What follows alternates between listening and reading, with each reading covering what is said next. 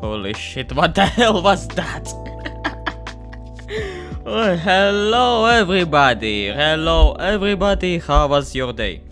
Because mine was good and what the hell is up with my microphone? Give me a second. First of all, let's pull up YouTube Studio. Let's see what's up with my microphone, because this isn't a normal noise. Let's fucking see.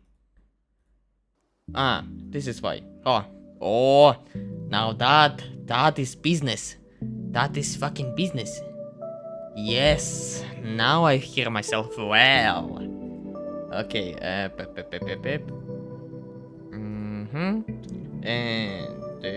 hello.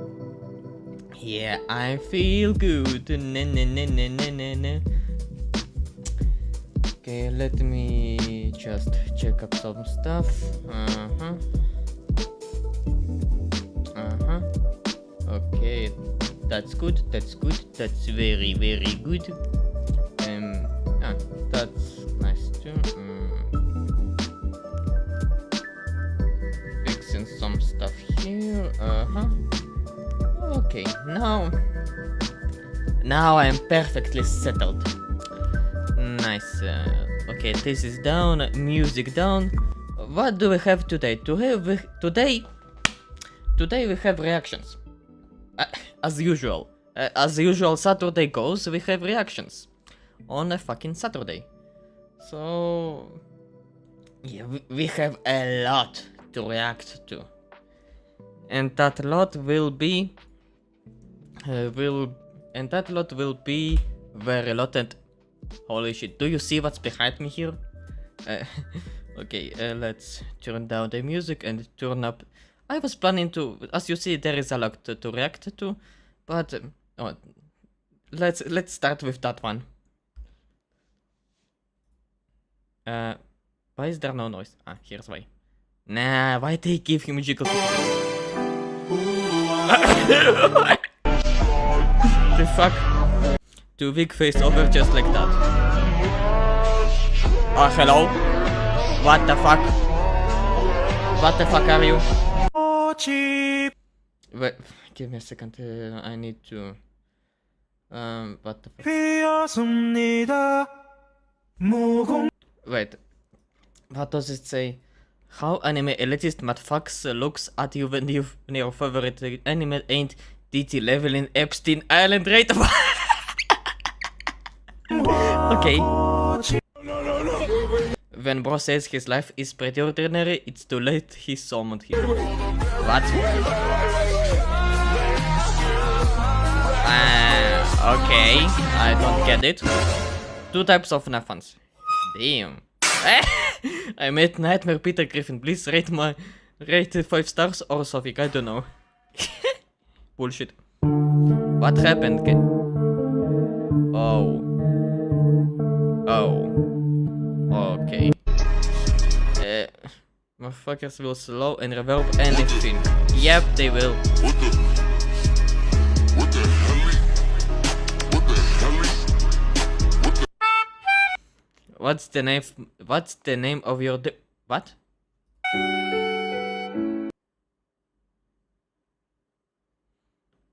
The hell?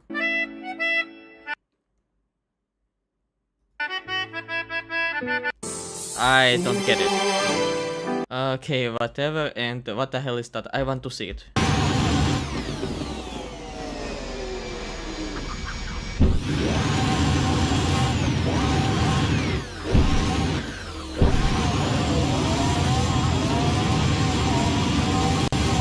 In a Santa Corsa? Holy shit.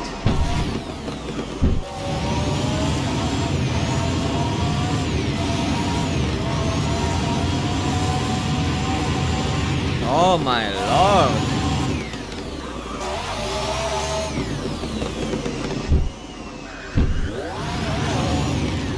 Look at the wheels. Holy shit.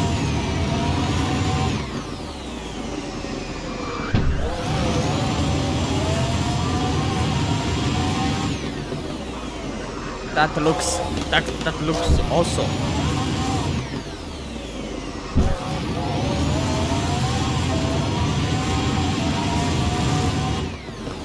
Oh, oh, oh.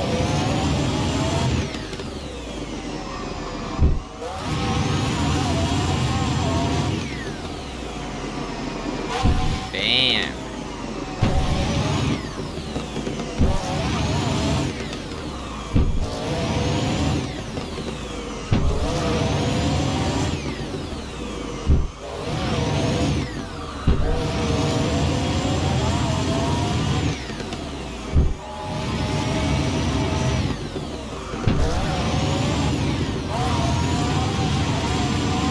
Wait, what is that speed? What the hell?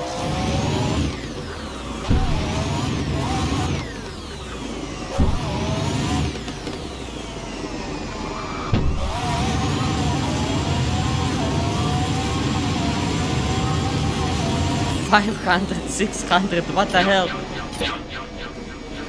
Oh. Whoa.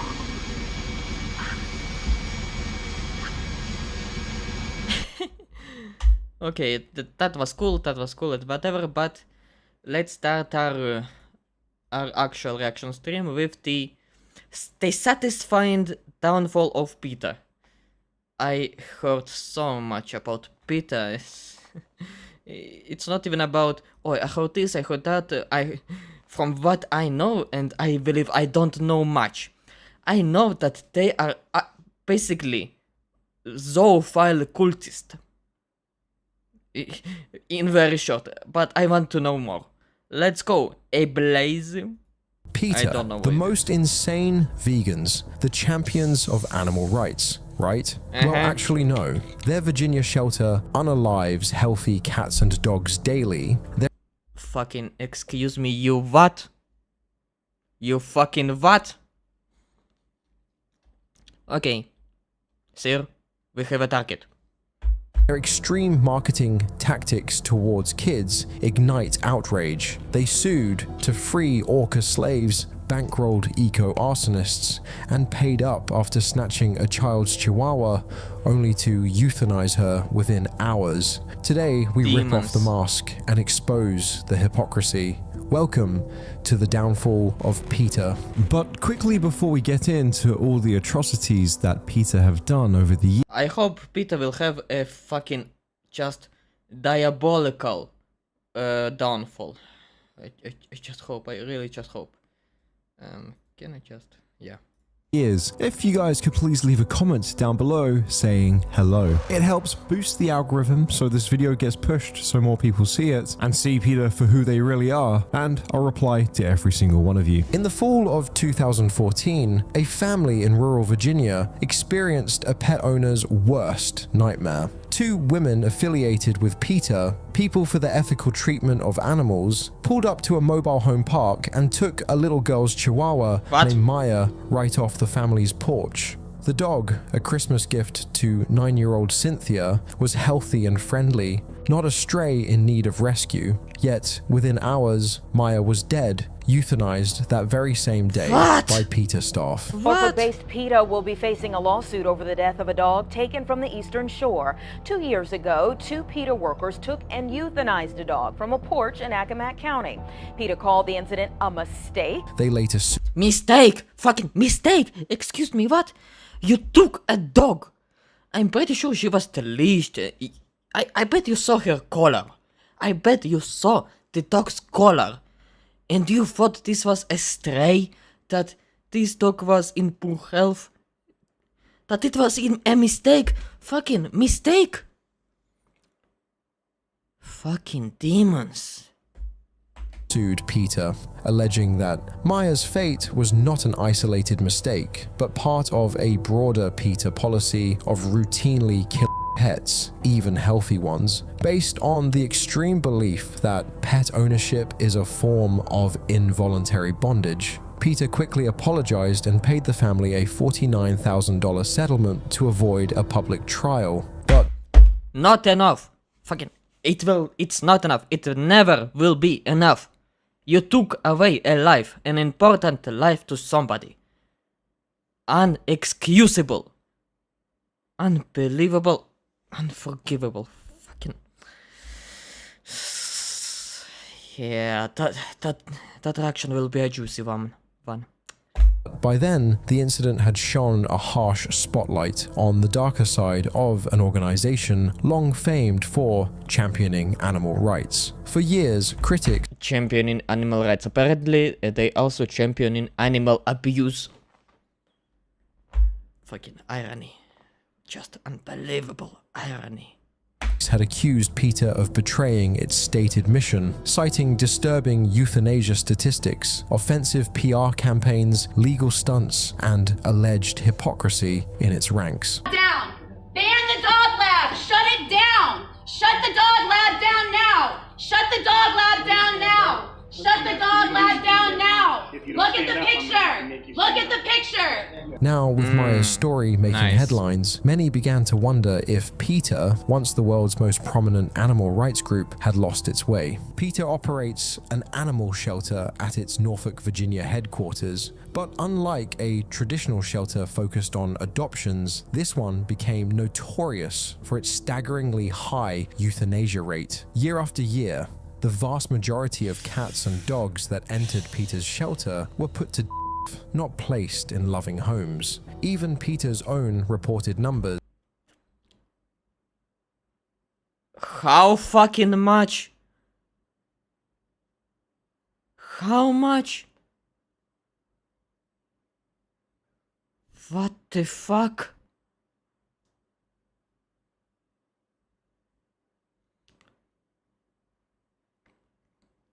What?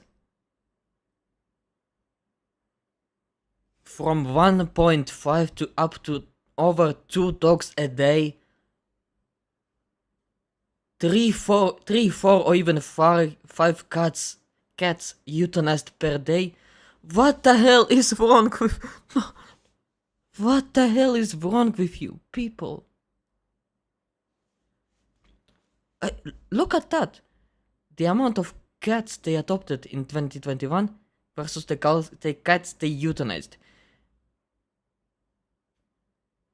Ah, wait, wrong one. Here, cats.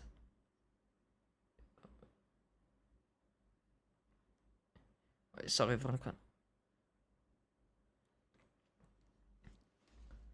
5 pets a day. They killing 5 pets a day. What the hell is wrong with those people? No. Confirm this troubling reality. In 2011, PETA itself acknowledged euthanizing about 95% of the animals in its care. A state report from 2014 showed that of 3,017 animals PETA took in that year, 2,455 were euthanized, an 81% rate. To put that in perspective, a Richmond area SPCA shelter reported taking in even more animals, around 3,700 that year, many of them elderly, sick, or difficult cases, yet said it found a home for every one of them. Robin Starr of the Richmond SPCE called PETA's operation deeply disturbing, arguing that an organization with PETA's wealth should be healing and rehoming these animals, not exterminating them. PETA. Thank you. Just kind woman. Damn tears streaming down my eyes already. And that's the 4th minute. Defends its actions by claiming it runs a shelter called Here. PETA's operation. A kind lady. Thank you. Just thank you. And by the way, did you notice that more often than not the most kind people are beautiful or in good shape even at the oldest age? Kinda nice, kinda interesting coincidence, don't you think? De-healing and rehoming these animals, not exterminating them. PETA defends its actions by claiming it runs a shelter of last resort. The group says it often accepts animals that no one else will, such as those who are very old, sick, aggressive, or feral. In Peter's view, euthanasia can be a form of mercy, a humane end to an animal who might otherwise suffer. A Peter Senior VP, You're kidding me. Daphne Nashminovich, even stated unapologetically, "We're never going to be the folks who turn animals away. If you saw those animals, there would be nothing controversial about it." According to Peter, many pets they receive are brought in by desperate low-income owners who can't afford vet care for a critically ill animal. In other words, Peter argues that it is taking on the hard cases and doing what other shelters won't. But the numbers tell a different story, and many animal lovers, including other animal rights activists, aren't convinced by Peter's justifications. Internal documents and whistleblower accounts suggest that healthy, adoptable animals have also been routinely killed. In the wake of the Maya the Chihuahua case, a former Peter employee came forward to call the group deceptive. She alleged that Peter would pick up animals from shelters by promising to find them good homes, but then almost immediately euthanize them instead. In one earlier incident in 2005, Peter workers were caught loading dogs and cats into a van, killing them and dumping their bodies in a supermarket dumpster. What? Involving a dog that was found in a garbage bag on the side of a road in Grand Bay. The dog, which was named Chance, was still alive when local residents rescued him, but he later had to be put down due to his injuries. A local resident shared a video of Chance in the garbage bag, sparking outrage among people on social media. Local police in North Carolina, after finding bags of dead pets tossed like trash, charged 2 Peter employees with 31 felony counts of animal cruelty. Officers discovered 18 animal carcasses in the dumpster and 13 more in the Peter van, animals that had been perfectly alive just hours before, taken from various shelters under the pretext of adoption. Peter's president Ingrid Newkirk admitted those pets were indeed picked up to be euthanized at Peter headquarters. The accused employees were eventually acquitted in court on cruelty charges, but the grim revelations permanently stained Peter's reputation. Public outrage at Peter's kill-first approach reached a crescendo after Maya's story went public. The Virginia General Assembly took notice, and in 2015, lawmakers passed Senate Bill 1381 in direct response to Peter's practices. This law, widely seen as a rebuke to Peter, now requires private shelters in Virginia to operate for the purpose of finding adoptive homes for animals, not just euthanizing them. Robin Starr praised the bill, saying it would force shelters to operate with integrity and prioritize life-saving over killing. Peter, however, opposed the legislation, and despite the public outcry and new law, Just look at this fucking face. Isn't that the face of fucking...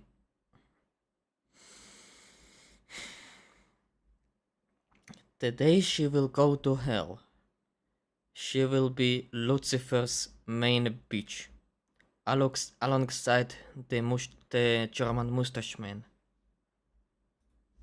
has continued its high euthanasia rate. In the 2014 Chihuahua case, yet critics note that Peter's shelter still reported euthanasia. By the way, I just noticed, that's a fucking Karen haircut. Karen haircut. Why is the worst woman in the world always carry this type of haircut? Just saying. Euthanizing more than 1,400 out of about 2,000 animals in 2016, roughly 70%, which remains astronomically higher than most shelters. PETA, the often controversial animal rights group, is raising eyebrows again, and this is not about getting you to go veg or ditch your leather boots. Not at all. According to records, PETA's animal shelter in Norfolk killed nearly 90% of its animals last year, saying they were unadoptable. But how hard did they try to save them? To animal advocates in the no-kill movement, Peter's name has become bitterly ironic. They see an organization ostensibly dedicated to animal welfare acting like the Grim Reaper of shelter pets. Peter's aggressive actions have often landed it in courtrooms and legal hot water. We've already... I swear to God, this fucking a Karen haircut. Literally, the representation of evil Karen. seen how the organization was forced to defend itself after euthanizing Maya the Chihuahua. In that case, PETA narrowly avoided a public trial in which its own employees, past and present, were set to testify about the group's euthanasia policies. The settlement kept those potentially damning testimonies out of the public record.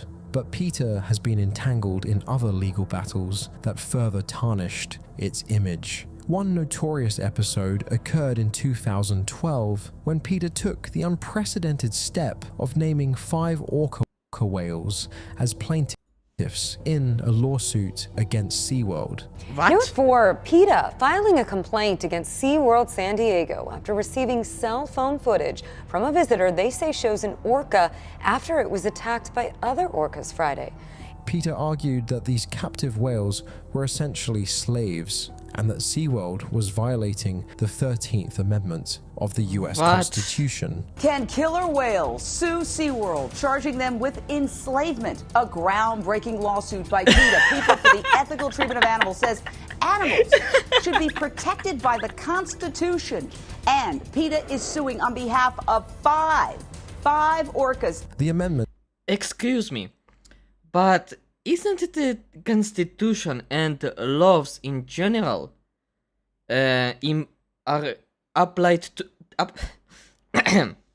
excuse me, but isn't the Constitution and majority of the laws applied to humans only? Because there are rules, laws that apply only to specific animals and animals in general. But I think the orca moment doesn't really apply to the Constitution, you know? I don't know the Constitution of America, I don't know about the amendments. But something tells me that the amendments apply only to humans, and specifically American humans. Correct me if I'm wrong.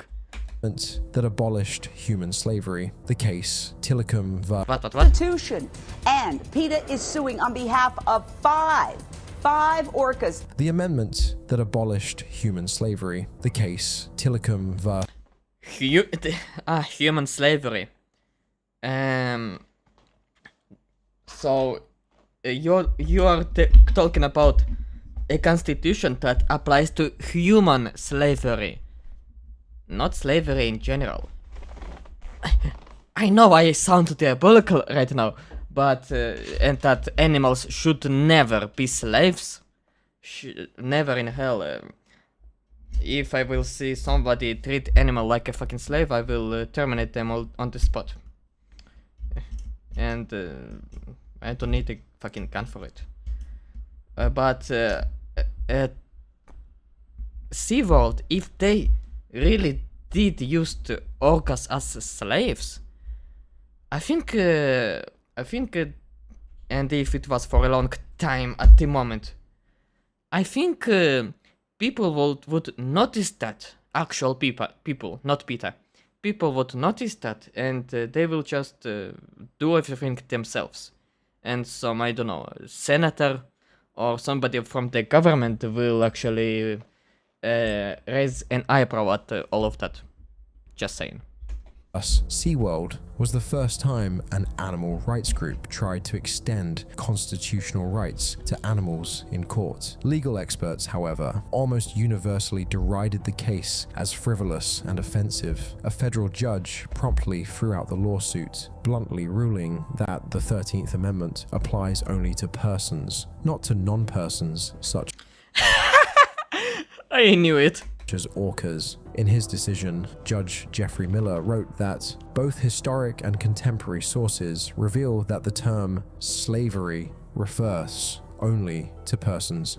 Law professor David Steinberg went further, calling PETA's comparison of performing whales to human slaves demeaning to the integrity and humanity of people who were owned as slaves. Even some supporters of animal welfare cringed at the tone deafness of this legal stunt. SeaWorld's attorneys, and many in the media, dismissed PETA's lawsuit as a mere publicity grab, one that ultimately trivialized human suffering without doing anything concrete for animals. A similarly Holy ill-fated legal crusade took place in 2015 when PETA involved itself in the famous monkey selfie case. The group sued on behalf of a wild-crested macaque monkey named Naruto. The wildlife photographer whose camera captured this toothy grin is fighting a lawsuit by animal rights group. His name is Naruto, really? That tells a lot about anime fans. No offense. PETA on behalf of Naruto, which it claims is the simian shutterbug who picked up David J. Slater's camera and snapped the selfies. Claiming the monkey held the copyright to a selfie photograph he had snapped with a nature photographer's camera. PETA says any proceeds from the book or sales of the image should be turned over to benefit the monkey.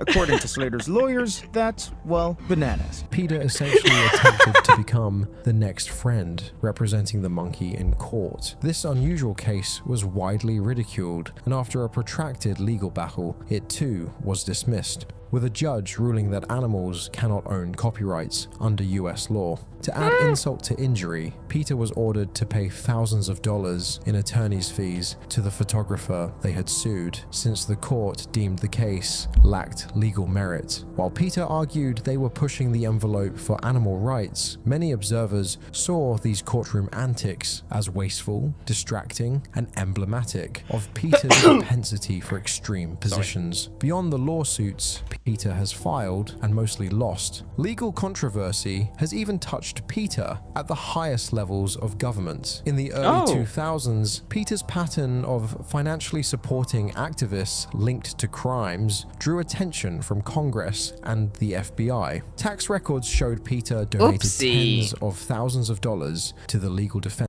Tax records showed PETA donated tens of thousands of dollars to the legal defense of Rodney Coronado, an Animal Liberation Front (ALF) member, convicted of arson for firebombing a university research lab. He's blowing buildings up and you're giving him money.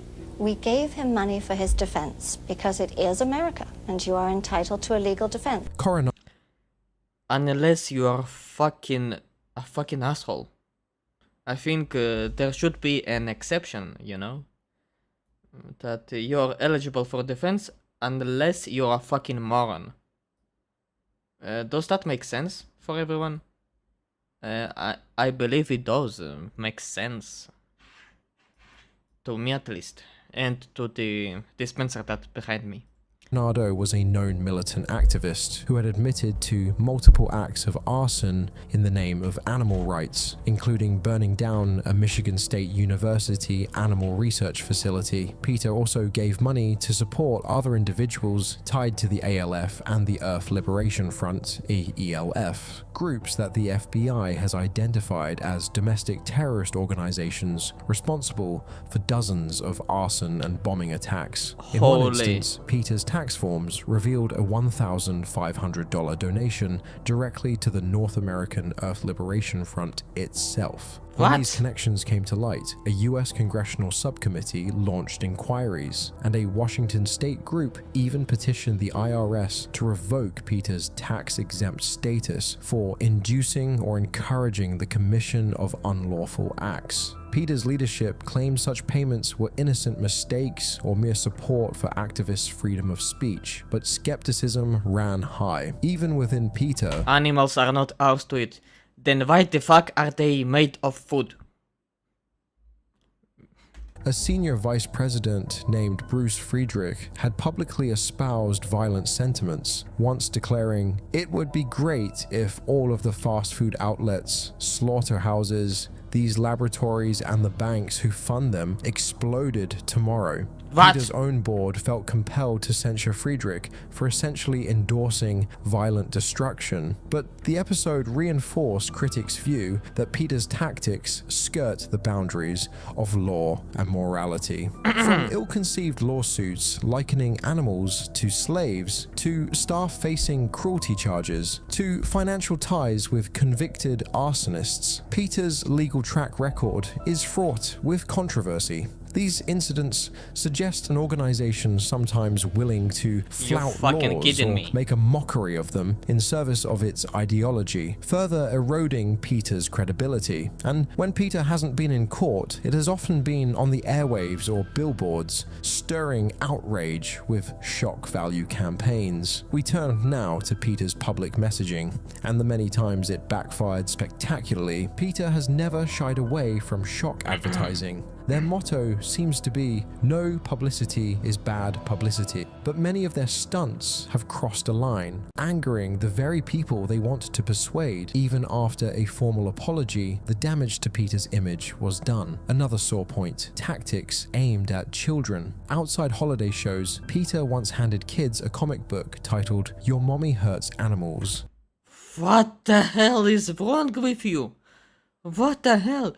You give it to a child? To a fucking kid? Not even a teenager? Are you fucking kidding me? How is this company?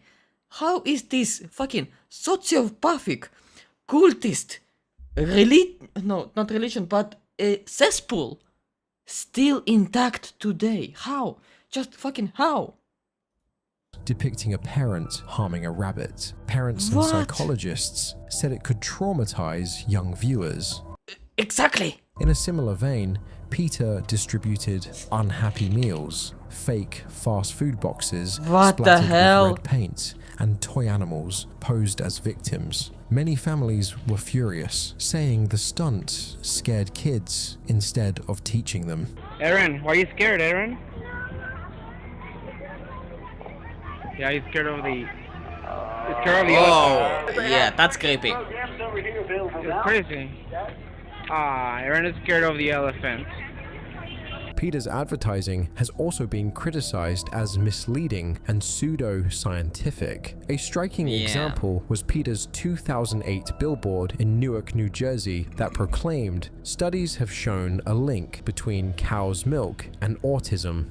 They are connecting dairy to autism, and this has many people, including medical professionals, upset, saying that it is deceptive. They say that more research, this is PETA, more research is needed, but scientific studies have shown that many autistic kids improve dramatically when put on a diet free of dairy. The ad, styled after the famous Got Milk campaign, it even taunted Got Autism, outraged autism advocacy groups and medical experts. Peter cited 2 small studies as the basis for this dramatic claim. But as ABC News reported, those studies do not prove any connection between dairy and autism. Doctors lambasted the billboard as a baseless scare tactic. One pediatrician warned that the ad would misinform parents and needlessly frighten people into thinking drinking milk might cause autism. Under pressure, the advertising company took down Peter's billboard shortly afterward. By then, Peter had managed to offend families of autistic children and anger health professionals, all in an attempt to push a vegan message via debunked science. You know what? I won't be surprised if they will get racist for animals. I swear to you, they will get, they will start at some point talking about skin color. At some point, and this won't be surprising for anybody. I know this sounds stupid, but it might be sound right. Then there was the 2009 Save the Whales campaign, a Peter billboard that body-shamed overweight individuals under... You know, I just wanted to say, they got a little bit over 100 years late, but... Damn, they are talking about fat people, not actual whales. Wow, imagine being actual fat phobic. Wow. under the guise of promoting vegetarianism. Well, the animal rights group PETA, People for the Ethical Treatment of Animals, is known for staging big protests and pulling out all the stops to get attention and encourage people to go vegan or at least stop eating meat. Didn't they know that Americans got so fat because they they started putting sugar everywhere. I think it's because of that, or I need to watch a video about this, but I think it's because they started to eat a shit ton of sugar back in the 20th century. I think because of that. Because they some of them basically said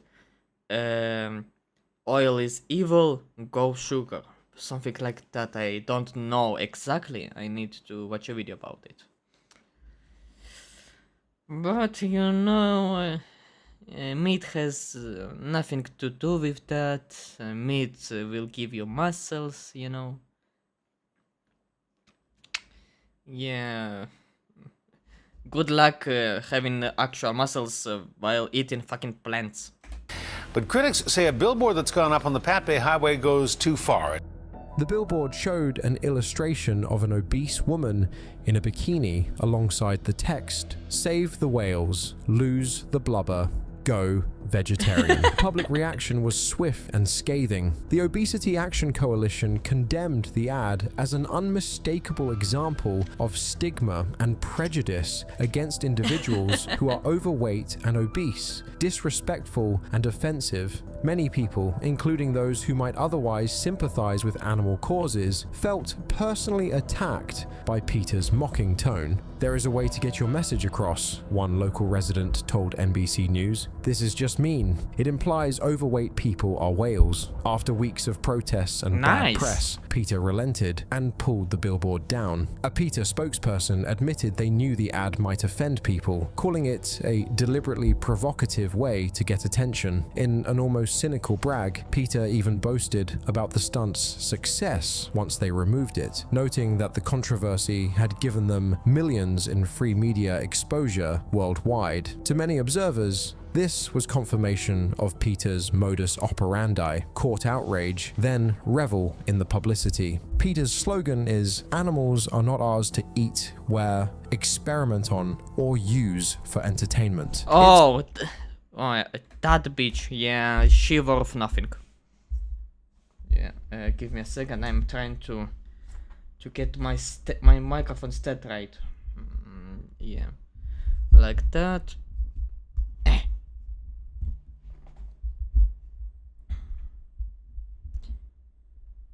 Yeah, that's better. Its leaders often take a moral high ground, demanding that the public adopt strict ethical standards in their treatment of animals. Yet Peter has frequently been called out for hypocrisy, instances where the organization or its senior members do not live by the principles they espouse for others. These contradictions have not gone unnoticed, fueling further criticism of Peter's integrity. One glaring example is Peter's stance on animal testing versus the personal choices of its top officials. Peter is uncompromisingly against any medical research on animals, even when such research leads to life-saving cures. However, Mary Beth Sweetland, Peter's own former senior vice president, is diabetic and openly uses insulin every day. Insulin, crucial for diabetics, was developed through decades of experiments on lab animals, including dogs and pigs. Wait a second, what's up with the video? Confronted about this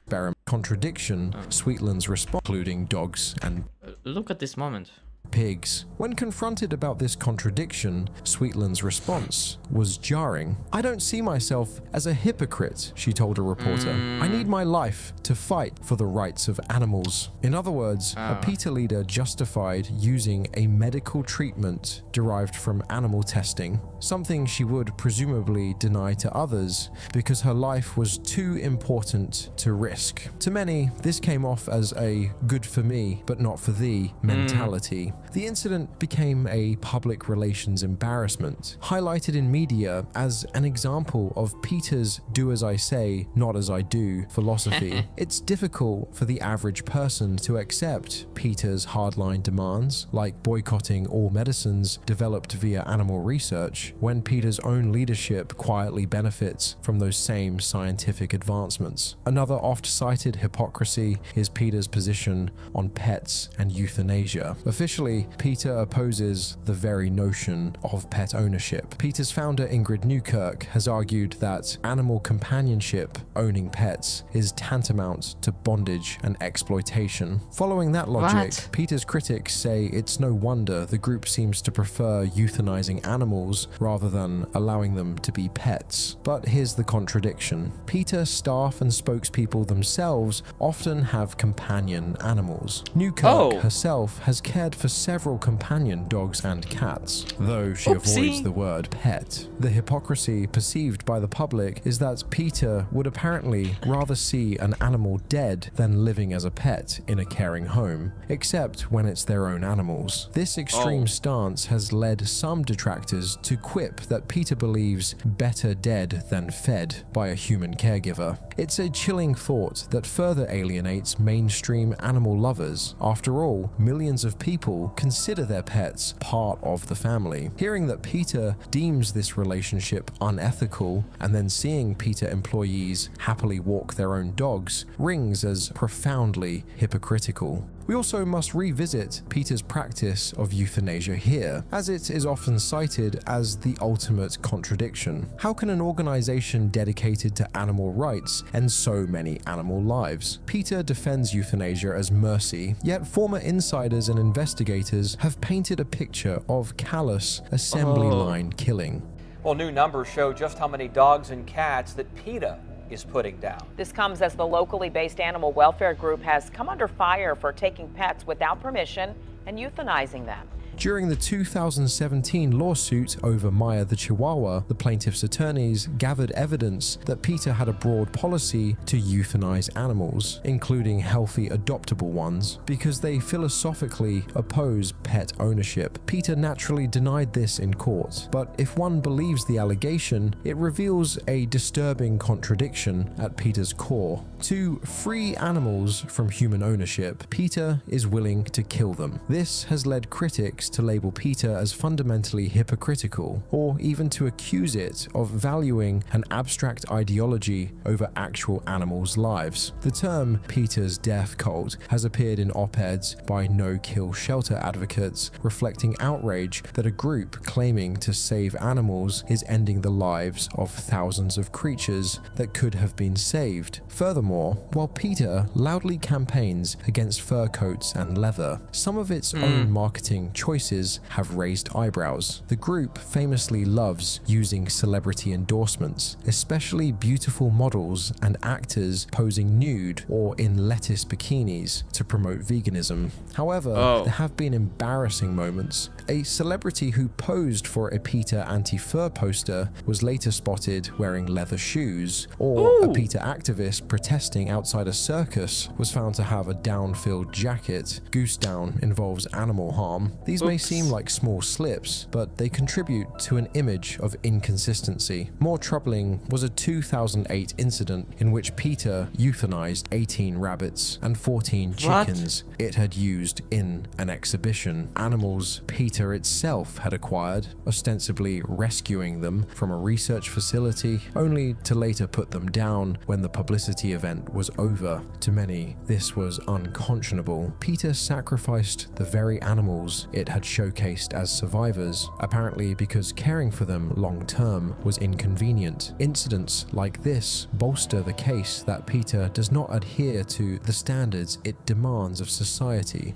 exposing a gap between rhetoric and reality. Finally, Peter's flirtation with violent activist groups, mentioned earlier, also strikes many as hypocritical. Peter publicly insists it is non-violent and does not support illegal acts. Yet, as documented, Peter provided financial support to convicted arsonists and even had high-ranking employees voice enthusiasm for destructive direct action. You can't claim to be purely ethical while secretly bankrolling firebombers, at least not without a credibility crisis. Government investigators in the early 2000s certainly thought so, and Peter nearly faced serious legal consequences for those ties. Critics say this double game, condemning violence in public public while quietly funding extremists in private is the height of hypocrisy, and one more reason they've lost faith in PETA. In sum, the moral authority PETA once sought to wield has been undermined by its own contradictions. The public has grown wise to the gap between PETA's talking points and its actions, and this loss of trust has only been exacerbated by the way media and former allies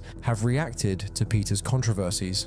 In its early years, PETA made a name for itself by exposing brutal practices in fur farms and laboratories, shocking the conscience of a generation. But in the process of keeping the spotlight on animal rights, PETA itself became a source of outrage and disillusionment. The very name PETA now evokes for many not a noble crusade for animals, but a laundry list of scandals and missteps, shelters full of dead pets, offensive billboards, frivolous lawsuits, and zealotry run amok. The downfall of PETA is a cautionary tale of how an organization can lose its way. By embracing extremism and provocation at all costs, PETA alienated allies and handed its enemies the moral high ground. By prioritizing ideology over empathy, even to the point of euthanizing those it purported to save, it betrayed the trust of animal lovers. And by refusing to moderate its tactics or admit its errors until forced, PETA damaged the wider animal rights movement it helped build. Today, when someone says they support animal welfare, they often hasten to add, but not PETA. The fact that PETA has become a polarizing, even toxic brand in some circles is a sign of how far it has fallen. Its leadership faces a critical choice: continue down this path of controversy and risk irrelevance, or reform and genuinely align its practices with the compassionate values it claims to uphold. For now, PETA's legacy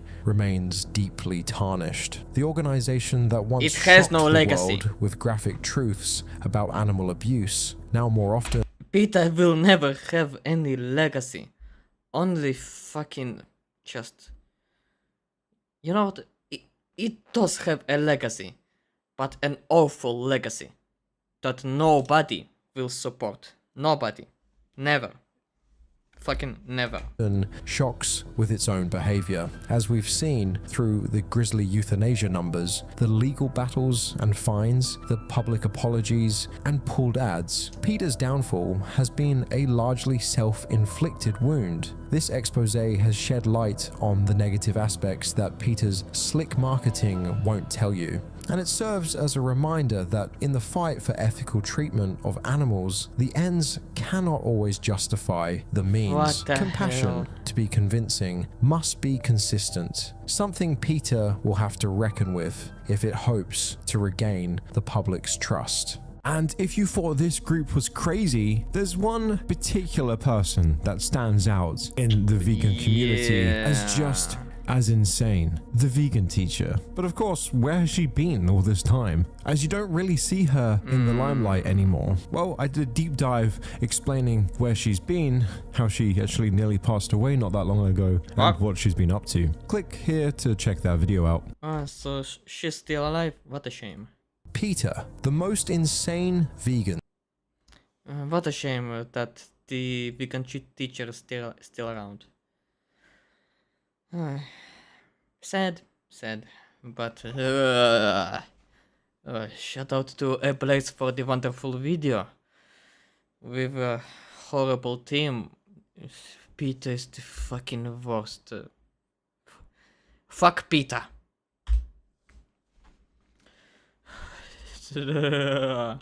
Okay, now that we are done with this video, let's go into something positive. Claire Obscure Expedition 33's wild 6-year development cycle. I wanted to watch this video for a long while now. What the hell? Doesn't matter.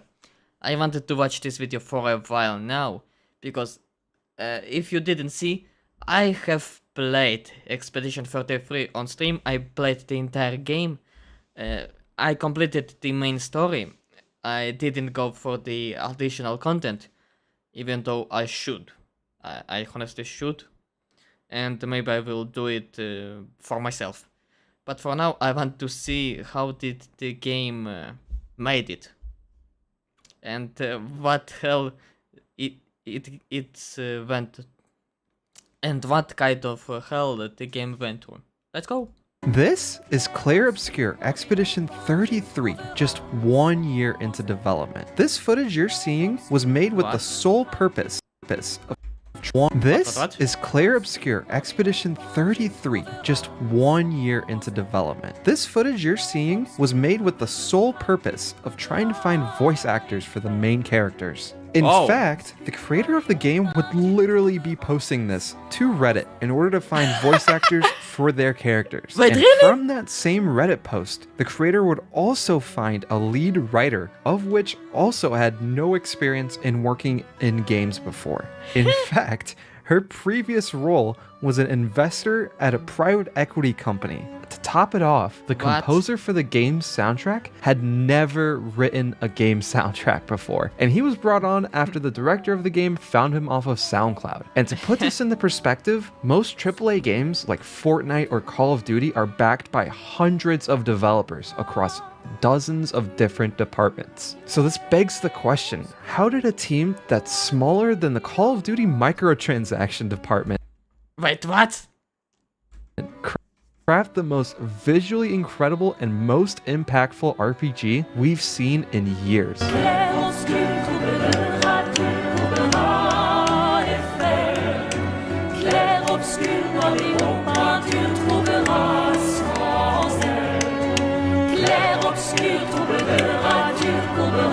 just love this music.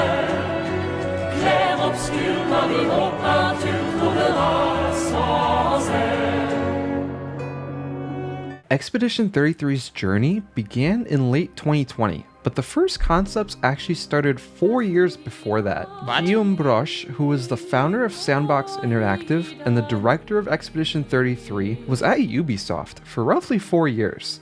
From 2016 up until 2019, he would work on games like The Division 2 and Ghost Recon Breakpoint. After those two games shipped, he was put in a narrative lead role for a game franchise called Might and Magic. And like many of you right now, I had no idea this game franchise even existed. But apparently, the franchise is a mobile game owned by Ubisoft Shanghai, and Broche was leading the narrative for this franchise. And as you would expect from leading narrative on a mobile game designed to extract as much money as possible from players, Guillaume got bored with the work that he was doing on the team and really felt like there was no impact to what he was doing.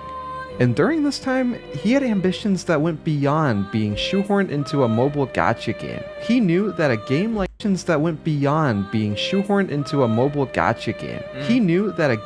Expedition 33 would never be greenlit by Ubisoft. So he quit his job in order to pursue his ambition. Alongside him, Tom Guillerme had the same ambitions as the director, so he would also leave Ubisoft and join the infant team. With the director writing up the narrative and Tom, who had expertise on how Unreal Engine worked, the small grassroots team would begin by exploring Unreal Engine 4.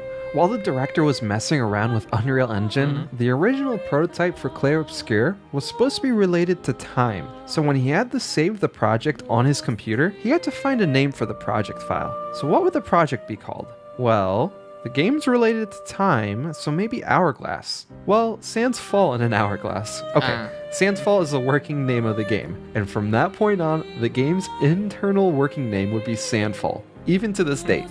With Tom at the helm as co-founder and CTO, and Guillaume as CEO and also a co-founder, they would embark on their expedition to create a brand new world by themselves. I see what you did here. I see what you did.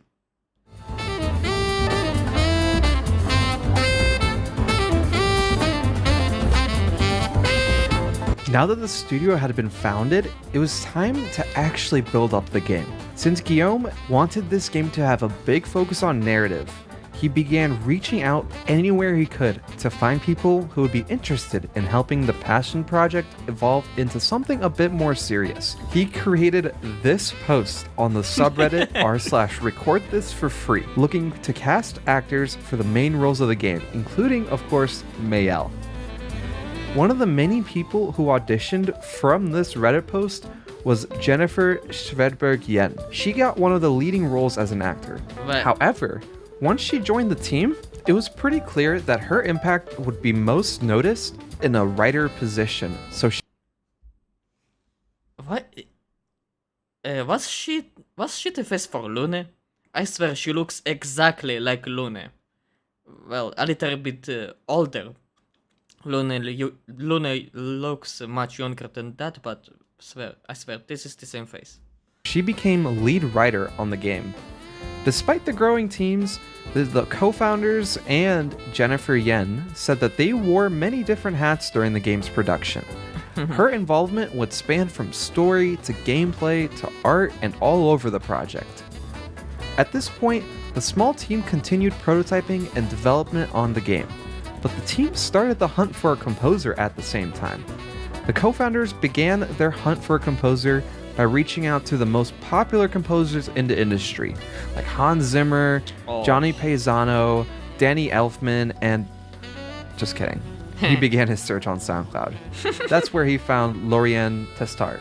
And at this point, Lorien had never Glorious worked on a bastard. game before, but caught the attention of the co-founders based off the work he's done on his SoundCloud. I am not making this up. The composer of Expedition 33, one of the best soundtracks I've ever heard in a video game, had never worked on a video game soundtrack before.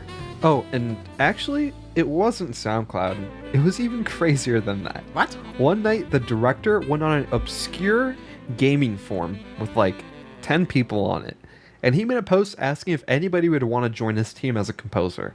And out of sheer luck, Lorien Testard had also randomly found this forum for the first time, just an hour after the post was made. The hunt to expand the team wouldn't end just there. They would also find the studio's art director too. Nicholas Maxon Francombe would join the studio during the founders' hunt through online forums. The core development team of 6 developers would continue to work on the prototype for Expedition 33. Driven by a cohesive vision of what they wanted the game to be from the very beginning, the teams spent the majority of 2020 building out the studio first, and then towards the end of the year, the game itself.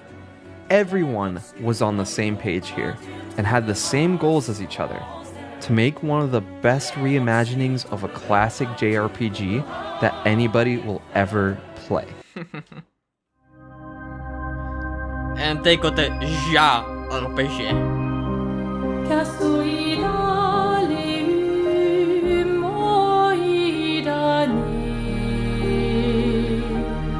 By April 2021, Sandfall moved into a bigger office, and the core development team working on Expedition 33 started to expand. The team went from 6 Nice. employees to now more than 15 working on the game, comprising mostly of junior-level engineers who didn't really have any experience in making games before, but were just as ambitious as the rest of the studio. The once grassroots Wait a passions second. as ambitious as the rest of the studio. They got someone from IKEA. The once grassroots passion project was starting to evolve into something bigger. By mid-2021, they were putting the finishing touches on a newer, rebooted demo. Something small, but was polished enough to attract attention. The original version of Expedition 33 was more Victorian, but these were all assets comprised of the Unreal Engine asset store, just as a quick way to rapidly create a simple prototype. But as the studio's new art director joined, they shifted directions a bit. The demo was meant to serve as a teaser for potential investors or as a foundation for a future Kickstarter campaign. Oh, nice. In less than a year since forming the studio, the team began presenting their work to various publishers. Though still in a prototype phase, the demo was impressive, especially given the team's limited size and resources. Towards the end of 2021, they would meet with a brand new publisher, Kepler Interactive. And for those who don't know Kepler Interactive, they are a small indie publisher founded in September of 2021. What? Kepler Interactive is co-owned by a group of independent game developers, and their primary initiative is to help fund smaller indie games like Sifu, for example, and allow teams to have full creative freedom over their projects. Right off the bat, Nice. the publisher and the development teams hit it off, and quickly inked a deal to work together in order to ship Expedition 33. Sandfall would use the extra funding rounds by Kepler to shift development from Unreal Engine 4 to Unreal Engine 5. Additionally, Nice. Kepler would also open the door for more popular voice actors to be brought onto the project. And of course, the small team of 12 people would grow to 22 people working on Expedition 33. Kepler Interactive and Sandfall would announce their partnership together in March of 2023. Additionally, around the same time, Microsoft would also pick up Expedition 33 as a day one Game Pass launch title. At this point, the game had financial backing, guaranteed exposure through Game Pass, successfully switched over to Unreal Engine 5, and greatly expanded their tiny development team, all within a year or two, while also simultaneously working on the actual game. With their new investments coming in, they were also able to upgrade their office with a full motion capture studio. And Kepler Interactive helped pull in a star-studded cast to help voice the main characters. The cast that Kepler was able to pull in is a bit wild. Gustav was played by none other than Charlie Cox, who you may know as Daredevil. Jennifer English played Mayel, who was Shadowheart from Baldur's Gate 3. Ben Starr played Verso, and he was also in Final Fantasy XVI. Andy Serkis from, well, you know who he is. And the list just goes on, with even more incredible talent. The game was becoming something much bigger than just a great game with excellent gameplay. It was also shaping up to become an incredible narrative experience that arguably could be up there with the best movies of all time. As a side note, on the movie side, Kepler Interactive was also able to secure a live-action film for the franchise too. It's too early to say how good that will be, but it is a fun fact. Yeah, and the movie was announced a few weeks after the game released. Like, I think it was less than 2 weeks, I think, something like that, and that's insane. At the end of 2023, Sandfall Interactive would begin working on a debut trailer for Expedition 33. Since they had a partnership with Microsoft and were going to ship the game day one on Game Pass, they also had a spot in the Xbox Game Showcase in 2024. Yes. This is where they chose to reveal their passion project turned masterpiece to the world. Yes.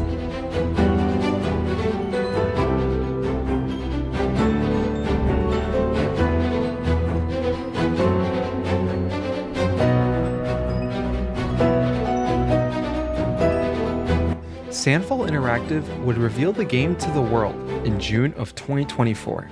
And right off the bat, everybody was enthralled by the world that Sandfall had introduced us to. Typically, when a game spends 6 years in development, we would consider it to be stuck in development hell, or a case of too many cooks in the kitchen. However, with Sandfall Interactive and Expedition 33, a 6-year development cycle is actually a pretty remarkable turnaround. I know it sounds a bit crazy to say, but just looking at all of the accomplishments the studio made within the development cycle really helps highlight this point.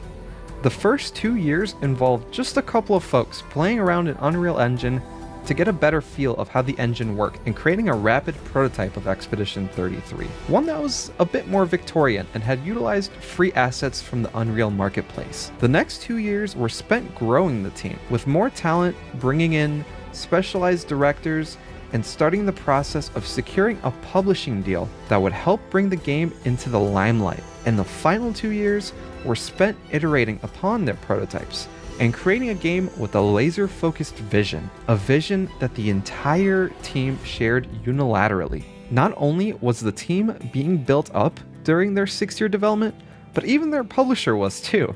The CEO of Sandfall really hit it out of the park when he said something along the lines of, "You can accomplish so much when working with a smaller publisher team." Kepler and Sandfall both had double-digit employees, so the CEOs found it really easy to interface with each other. So, what I wanted to say, basically out of the 6 years of development, the most important and impactful years that made the game what it is now was the last 2 years. Yeah, the first 4 were also important to develop the game, but those that basically was the entire process of creating, building the story, all the polishing, those were the last 2 years. That's hella cool. What the hell? Discord. Alongside the fact that the studio had full creative control, the relationship between the two companies was solely dedicated to crafting the best game they possibly could, with no middlemen trying to squeeze money out of the players. Just 2 months later, the team would put out a 6-minute gameplay reveal. This reveal would showcase all of the work that they had done thus far during development. At this point, the gameplay they showed off looked to be What the hell do I hear? almost identical to the final version we would get a couple months later, so it's safe to say the work that remained at this point was bug fixing and minor UI changes. By the end of 2024, the team had finally finished the core development of the game, and it was time to celebrate. They knew that the game would be releasing next year, and they anxiously waited fans to get their hands on their project. And to no surprise to anybody who's played Expedition 33, they absolutely crushed it. Yes, Not only was they it did. a critical success with reviewers, but also gamers. Since release, the game has been in the top 10 most popular games on Steam alone. In Give me a second, I want to check it out. Expedition. Expedition 33 Steam charts. Steam charts. Let's see for a moment. And right now, as by the recording of this video, 46,000 people, no, even 50,000 people in the last concurrent people in the last 24 hours. 46,000 people currently play the game.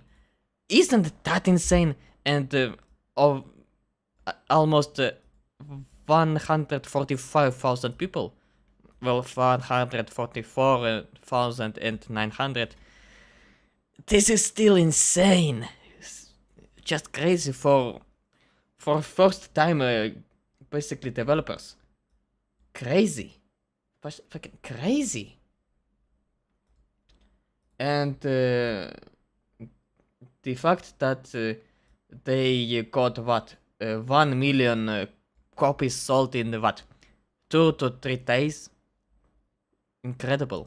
just 12 days, the game sold over 2 million copies, and we can only imagine what the actual player count is if you factor in Game Pass. The story of this game's development is just crazy. The teams absolutely deserve their flowers in creating such a great journey with such a small team. But don't just take it from me. Here's the founder of Larian Studios, the developers of Baldur's Gate 3, predicting the success of Clair Obscur Expedition 33. Really? So it turns out that not only will I be the one who will know as first which game wins tonight, but I actually also know which game is going to win next year, the year after, and the year after. Now, how do I know this? Well, an oracle told me. She said, change is coming. The oracle told me that the game of the year 2025 was going to be made by a studio who found the formula to make it up here on stage.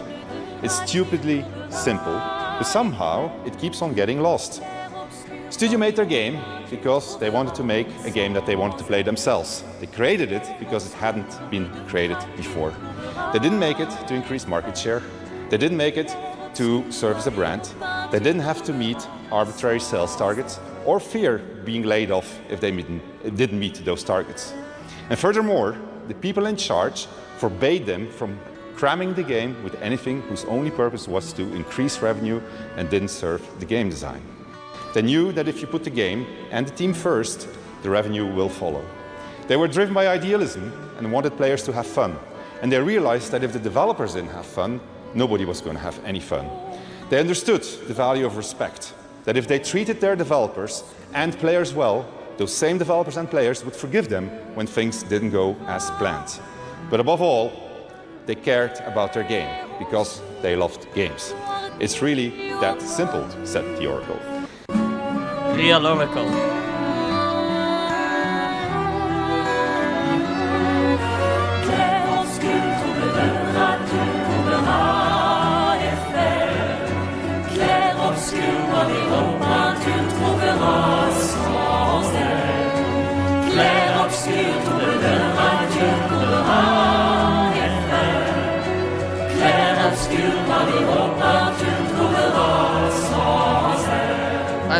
I'm sorry to all the French people. I just C'est vraiment massacred une your expérience language. qui a été très importante pour moi. J'ai pleuré pendant 2 jours, j'ai rigolé, c'était formidable.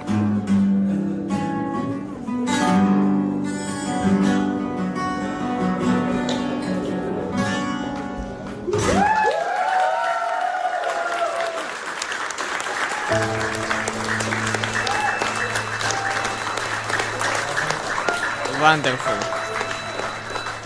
Wonderful end for a video, and thanks to Pounder McNasty for making this absolute gem of a video. Just go to his channel. Channel name will be in the description for this video. Just the game is brilliant. I have no doubt that the game will earn nearly all the Game Awards.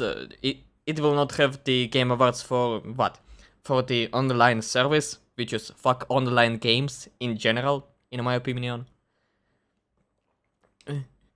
But as a single player game, yeah, it takes all the Game Awards. No doubt. Okay, now, since we have started with the French, we will continue with the French. And we got Mujin, who is French. I can't make it up. Go to Twitter, he will tell you he is French. Now, how to destroy your extremely successful game in one day. Infinity Nikki's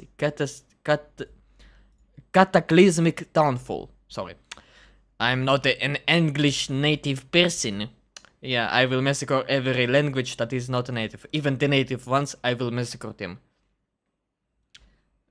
Infinity Nikki, I hope this is not Nikki, Goddess of Victory by Shift Up, who also made Stellar Blade. I hope this is a different developer, so I don't need to care for them. Okay, let's go! While studying business, one thing that you're taught is the blue ocean strategy. The seemingly endless blue ocean represents a market that's never been taken advantage of. Its counterpart is the red ocean, a market that has way too many competitors and is a headache to penetrate. One of the best examples of the blue ocean strategy is what Tesla did with EVs. They seemingly created the market from thin air, and then other competitors came in to try and get a piece of that pie. So now, of course, the EV market is a red ocean market, no longer a blue ocean one. For a while, people assumed that gacha games were a red ocean market. I mean, why wouldn't it be? The narrative was established. Gacha games targeted a very specific demographic, and that demographic wanted to spend an insane amount of money on very hot women. But recently, we've come to find out that not only was this incorrect, it actually couldn't have been further from the truth. Infold came in and made us truly... Yeah, by the way, where did gacha came from? The entire gacha market. Even before Genshin. Because people were calling Xenoblade Chronicles 2 a gacha game. No, gacha mechanics. Was there any gacha game before that? Because I've never seen any. My bad. Understand that the gacha game industry wasn't really a red ocean market just yet. There was still potential to create a blue ocean market, and that's exactly what they did with their games. Instead of targeting the well-known male demographic that wanted to collect wives and spend way too much money on them, they targeted the female market, who really liked the idea of having hot male husbands and spending way too much money on them. But targeting the female demographic didn't just end there. Infold saw very lucrative opportunities that other studios were not taking advantage of and proceeded to release their newest title, Infinity Nikki, which was a gacha game, but at its core was a dress-up game. It was an open-world game with the goal of dressing up your character in different outfits that you loved, and they were onto something. When the game released, it received immediate success, reaching 10 million downloads on all platforms, PC, mobile, and even PS5. This is extremely impressive even for a free-to-play game. It's ridiculous. It truly showed that there was a demographic in gacha games that was ignored for years, and Infold was finally able to give them what they wanted.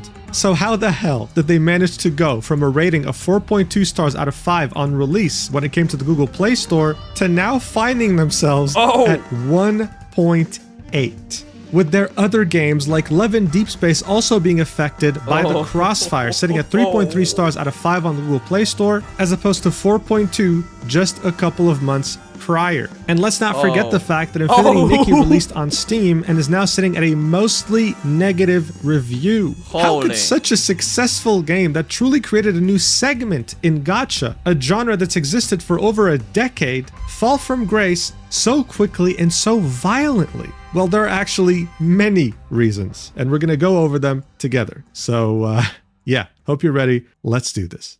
Do you know what's more rare than a double rainbow? Finding a gacha game that doesn't have a 50-50 system. You just get the character you want. Isn't that crazy? After player feedback, this is exactly what Iveri Restart did during their beta. Look, this game didn't reinvent the wheel. They took something that already works, which is turn-based combat, and added their own twists to it. You have some really cool sci-fi looking characters and a lot of interesting synergies. Not to mention a lot of cool animations too. Ooh. But the twists don't end in the combat. No, they stretch all the way over to the summoning system. One summon costs 100 gems, not 160, which is the gacha standard. It's already way cheaper. Not to mention that when you start the game, you get a targeted summon banner, which lets you get any of the SSR characters on release in just 40 pulls. You then proceed to build these characters, giving them different gear and upgrading their stats, all in preparation to either join a guild, which there are many of, you can even create your own guild, or joining the Global Invitational Tournament. You see, this game has PvP, but not the kind of PvP you're used to in gacha games. This isn't pay to win. It really all comes down to player skill. And you know what the best part about this is? This game is already out. It came out on June 5th, 2025. So if you're interested, make sure to click the link in the description or the pinned comment and download the game today. Thank you so much, Iveri Restart, for sponsoring this video. Alright, so Infold has actually been around for over a decade now. The first game they've ever released was in 2012, and it was called Nikki Up to You. It was the first entry in the series of Nikki, and it was also a dress-up game, although still not very well known at the time. Now, to be clear, the main developer for these games has always been Paper Games, a Chinese game developer. But in 2022, they launched Infold, their new international brand. 2024 was a very big year for Infold because they released 2 titles that truly revolutionized gacha. One of those games is, of course, Love in Deep Space. This game truly showed us, once and for all, that females are not only as horny as men when it comes to their gacha games, but they make men look like rookies in comparison. Listen, bro, I'm not making this up, okay? Once upon a time, I streamed this game, and let me tell you, dude, you literally get pounded. Like, literally. Like, I'm not even joking. There are cutscenes where you're getting pounded by these male characters. All right, like this is next level. And guess what? It made more money than we could have ever imagined. Ever since its release, it has been consistently in the top 3 biggest revenue generators in the entire gacha space. Look at this. It's making over $50 million a month, sometimes making $90 million, making games like Genshin Impact, Honkai Star Rail, whatever else, look like amateurs. You understand? Things were clear as day. There was a market for these games, and they wanted more.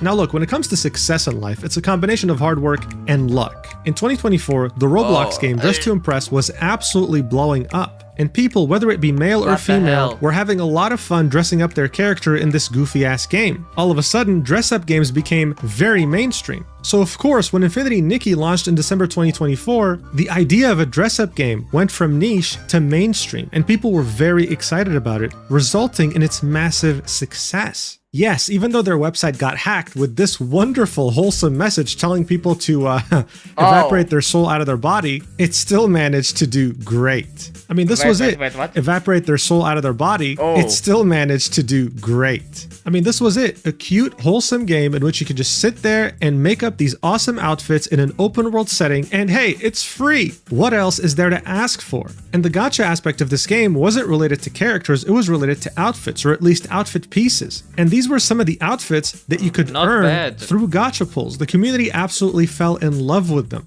And speaking of community, they quickly took on the reputation of being wholesome and generous. Their positivity was seen as a beacon of hope in the midst of all the gacha drama that goes on 24/7 with people comparing their favorite game versus someone else's favorite game. At this point, it was hard to think that anything could go wrong. Infold was on a roll until they weren't. While the game did enjoy a lot of players, the revenue wasn't really reflecting its success. From December 2024 to January 2025, it made 50% of its revenue both in the Chinese markets and in the Western markets combined. This downwards trend would continue from January to February and wouldn't really recover by March. It certainly wasn't making as much revenue as a game like Love in Deep Space, and red flags started popping up until a nuclear eruption took place.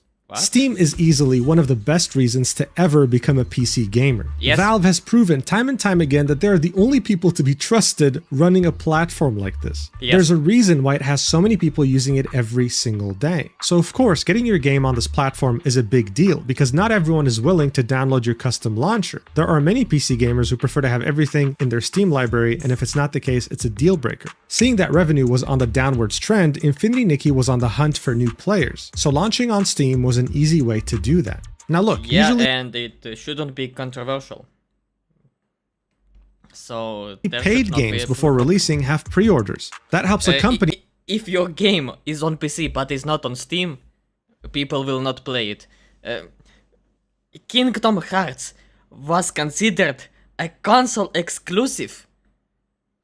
People weren't playing Kingdom Hearts back when it was only on Epic Games. When Metro Exodus was only on Epic Games Store. People were not playing it until it came to Steam. Literally. If you're not on Steam, if you're on PC but not on our Steam, let me rephrase that.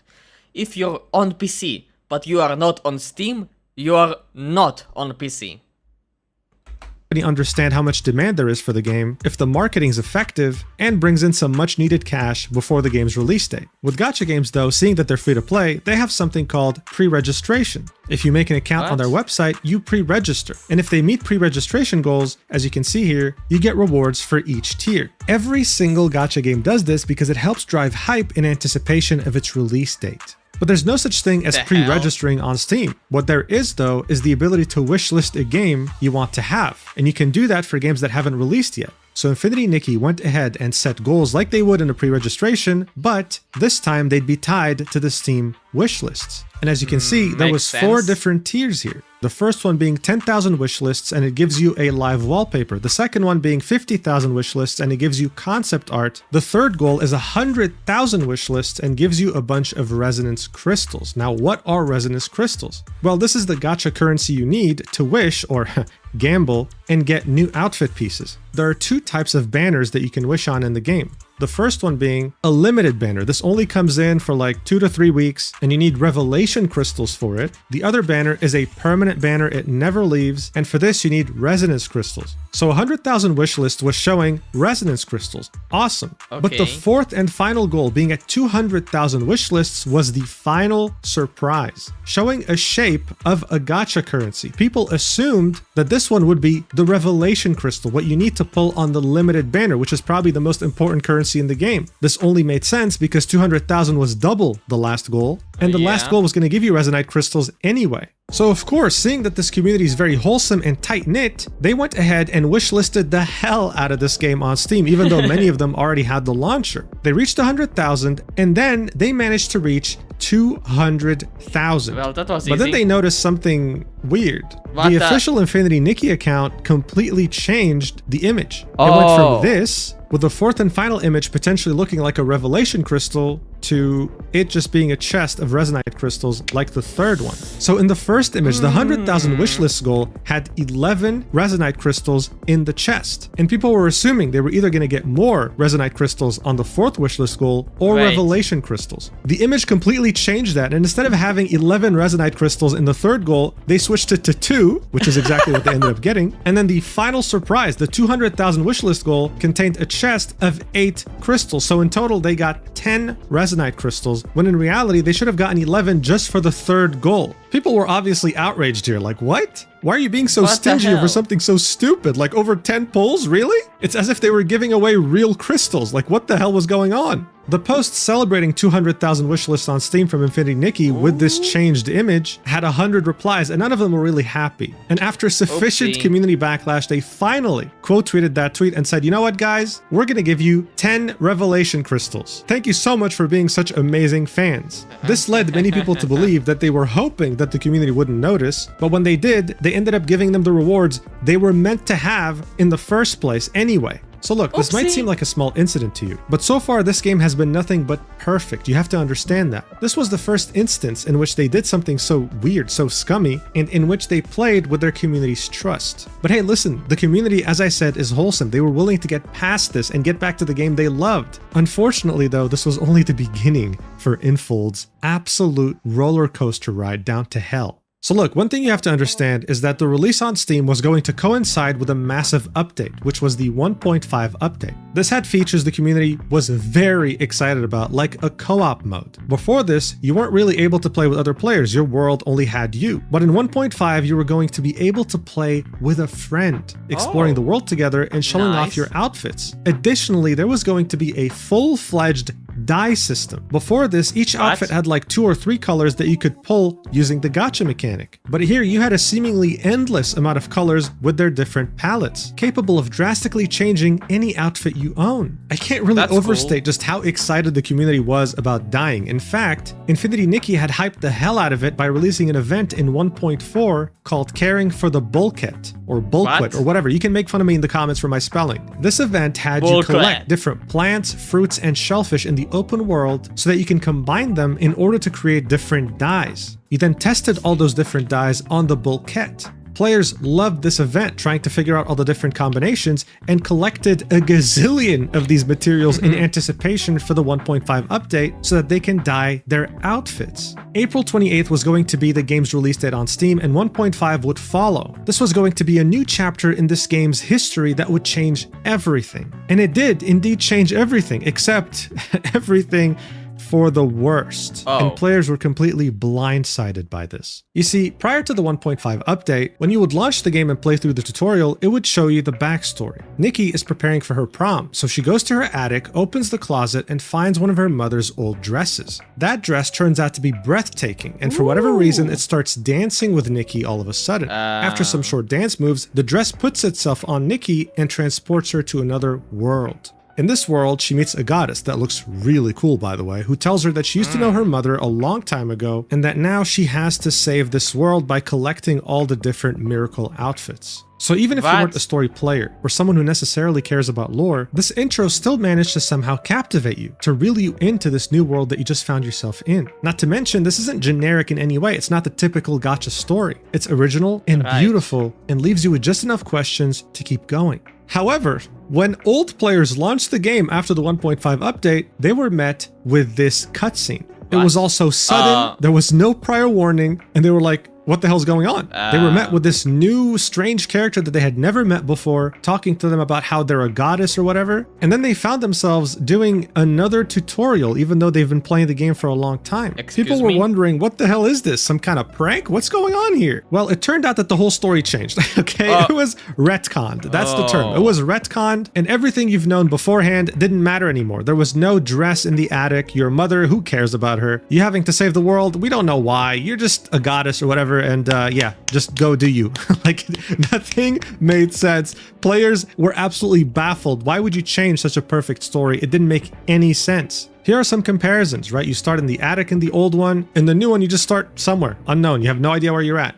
Anna, that woman with the white hair that you meet in Chains in the first intro, who was your mother's friend, just appears randomly, like with no cool cutscene or whatever, in the second new intro. This is also without mentioning the fact that it just looked uglier, almost like it was rushed for whatever reason. Some people had the theory that Infold did this to make co-op mode make sense lore-wise, since the new tutorial had an emphasis on different worlds. But seriously, how stupid is that? No one needs lore or a justification as to why you can play with your friend. No one asked for this. There was no one who saw this new tutorial and thought, man, I'm really glad they did this. If it ain't broke, don't fix it. And they just broke it in the process of trying to fix something that didn't need fixing. This is without us going into detail about how they butchered some beloved side characters by retconning the story. One character that was beloved by the community, because of course most of them are female, is Giovanni, this dreamy looking fella right here. The story being retconned made his whole story not really make much sense anymore, which is wonderful news to many players who play the game. Now you might be thinking, okay, I get it. I get why Infinity Nikki players are so pissed. I'd be pissed too. But buddy, we're not even halfway through this mess yet, so hold your horses. Things are about to get way worse. Look, if you play gacha games, you know how the gacha system works. You pull on the banner of a character you want, using either the currency you earn in-game or one that you buy in the store. You can get really lucky initially and get what you want, or you can get really unlucky, but not too unlucky because there's a pity system that limits how unlucky you can get before giving you what you want. If you want to go the extra mile, or if you're rich or just irresponsible with your money, you can usually pull for the same character multiple times and their copies would give them more abilities, making them OP as hell. Now, based on how lucky or unlucky you are, and if we're going to assume that you're only buying the currency, not earning it in-game, prices have always varied. But recently, because of pressure from the United States, Genshin was forced to show exactly how much a character would cost if you were to be lucky or the unluckiest possible. And as you can see here, it's $1.98 to $475.2. So if you bought all your currency from the store in Genshin Impact and got extremely unlucky, reaching Heart Pity at 90 wishes, you would have paid $475.2. Keep that in mind. Now, in Infinity Nikki, you're not pulling for a character, you're pulling for an outfit. But not just one outfit, not one piece, you're pulling for multiple pieces of that same outfit. Usually a 5-star limited outfit will have around 10 different pieces. So you're going to be wishing a lot, but thankfully the chances of getting a duplicate are very low. And before the dye system was even introduced, the way you could get different colors for the outfit was to 1. Get the whole outfit, 2. Get 180 wishes, or 3. Get 230 wishes, with each one granting you a different color. Now look, overall, a lot of players collected currency in-game in order to get these outfits, but if you were to do this with money only, with no currency collected in-game, this could amount to close to 600 USD. Trying to get all the pieces of an outfit, plus getting all colors, including the 230 wish one. Even compared to other gacha games, this was more expensive on average. So it comes as no surprise that when 1.5 dropped and the very hyped up limited outfit banners came out, people couldn't believe the fact that instead of having 10 pieces, these outfits had 11 pieces. Which meant that you had to pull an average of 20 more times in order to get that 11th piece, making the overall banner or outfit acquisition even more expensive than it used to be. This, just like the story getting retconned, came out of nowhere with no prior communication. And speaking of no prior communication, things would only get worse in that regard. You see, the endgame content for Infinity Nikki is called Mira Crown. Think of it like Infinity Nikki's version of Dress to Impress. You have to come up with different combinations of outfits throughout very specific challenges in order to progress. And once you did, you got currency that you could use to wish on banners. Prior to 1.5, these would reset every 2 weeks, allowing you to get an ample amount of currency twice every month from the endgame content. When 1.5 released though, people found out that it would take 3 weeks for it to reset as opposed to 2 weeks, making it even harder to get currency without spending money, and you're over here dealing with the fact that there's an 11th piece on an outfit you want.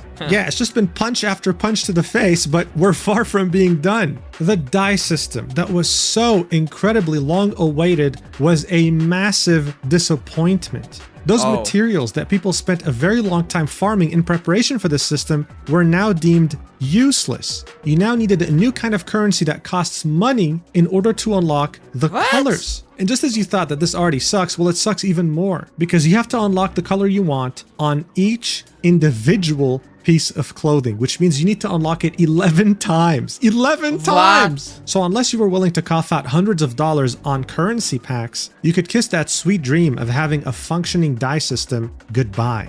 This was especially hurtful to the players because much of these colors were named after the fruit materials that were present during the dyeing event. Player trust was being squandered at every second, and it was obvious much of these changes were last second. What was going on at Infold for this to happen? That dye system was supposed to be free. It should be free.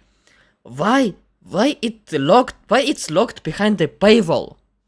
It was supposed to be free. From the very start, you already have the clothing. Why the hell would you put a paywall behind the cloth that you already have? Why? It doesn't even make sense. in any way possible. During the dying event, player trust was being squandered at every second, and it was obvious much of these changes were last second. What was going on at Infold for this to happen? Well, a lot of incompetence, but also potentially illegal activities. What? Someone had made a lengthy post on the Infinity Nikki Reddit highlighting the illegal practices that Infold was committing in their game. For example, someone looked into the game files and found that the drop rates for different items in an outfit were not the same. What? With the most wanted aspects of an outfit, like the hairstyle and the dress itself, being lower than shoes, socks, and accessories. This is not in any way, shape, or form specified in-game, going against European gambling laws and also American FTC laws. At the same time, the game had these ridiculous discounts on items that didn't make any sense. For example, one item you could buy in 1.5 was a bathtub. And as you can see here, there's a discount, with the original price being 49 euros and it being sold for 10 euros. Dubious discounts like this are illegal by the FTC and European consumer laws. This wasn't just present in Europe, this was present in all regions, and dubious discounts go against all consumer laws, period. People complained heavily about this and threatened legal action, so Infold gave in. They removed the discount, and miraculously, it seems that the final price is $14. Wow. But listen, all these things suck so much, but they've been mostly tied to game features and monetization, right? Well, yeah, that's because we haven't talked about one of the biggest issues with 1.5, and that's the fact that it made the game almost unplayable because of bugs, like this one right here. What the... This was not present in the game before 1.5. What happened? Or how about this one right here? The floating bike. Like, come on, how does this happen? Someone commented, insane. Another retcon. Nikki now literally a bodiless no-clip entity. I haven't seen bugs so bad ever since Sonic Colors Ultimate on the Switch. What the hell? I should mention though that not all bugs were funny. Some people genuinely couldn't log into the game, and if they did, it would immediately just crash. But there really were a lot of funny bugs. Oh, Nikki's opening a door. Oh, the door teleported. There was even a bug in which the new character that shows up in the new intro doesn't even appear. And the person who posted it said, maybe the best bug in 1.5 version. Dude, people hated this new story. Actually, I think it was safe to say that people hated every single aspect of 1.5 and were hoping to go back to 1.4 at this point. It got so bad that they started threatening boycotts on the Infinity Nikki official subreddit as well as the official Infinity Nikki Discord. They just couldn't handle this anymore. To their surprise though, Infold revealed their true colors and started banning or muting anyone that would say the word boycott. So what did the community do? They started using the word girlcott. This movement started quickly spreading even outside of Infinity Nikki, reaching other games. Don't use Vice. Do not use Vice as a source for your video, okay, Mujin? Vice is fucking evil, but my first it probably was before the Kirsche situation, so I don't know. I think I need to look up when the Kirsche situation started. Wait, was it late April? Yeah, that was late April, so... Mujin, what the hell? Infold like Levin Deep Space. It even got reported on by Vice and other publications because the community was doing everything they could to let the world know our game is going through the shitter. But if you thought that only Western players were participating in this girlcott, then you'd be mistaken. Because this even reached the Chinese community, who went all the way to Steam forums to warn new players not to download the game, as you can see from all these posts over here. Bad, bad, bad, everybody don't play. Do not get in, this game makes you unfortunate. This was now a global movement, and they were pissed.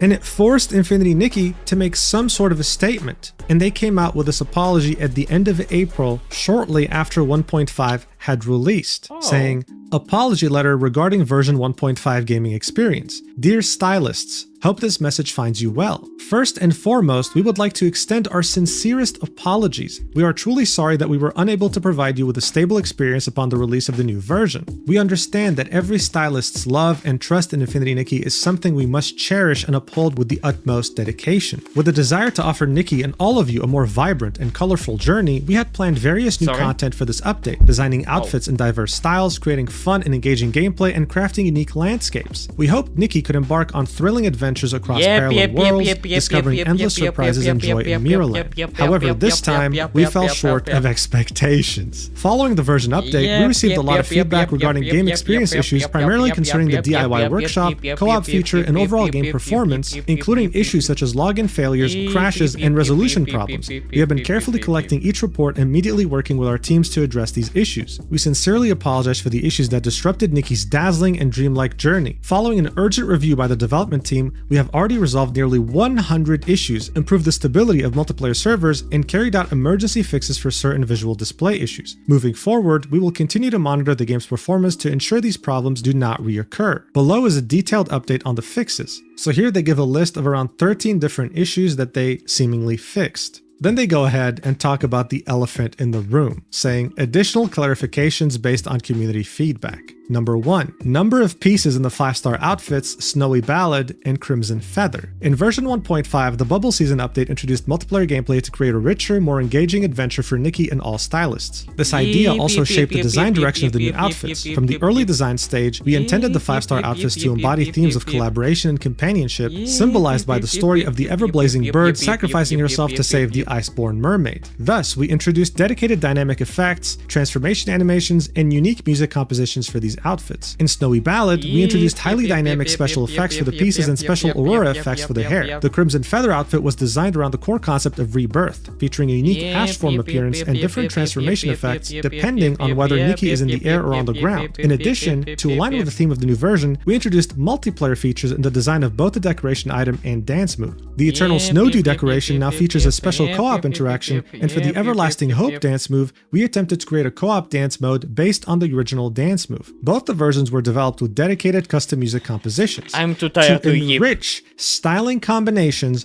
the total number of pieces for these outfits was set at 11. We sincerely apologize for the lack of prior communication regarding this adjustment. Moving forward, we guarantee that the number of pieces in 5-star outfits will not exceed 11, and major changes will be communicated in advance through official channels. You were supposed to bring it back to 10.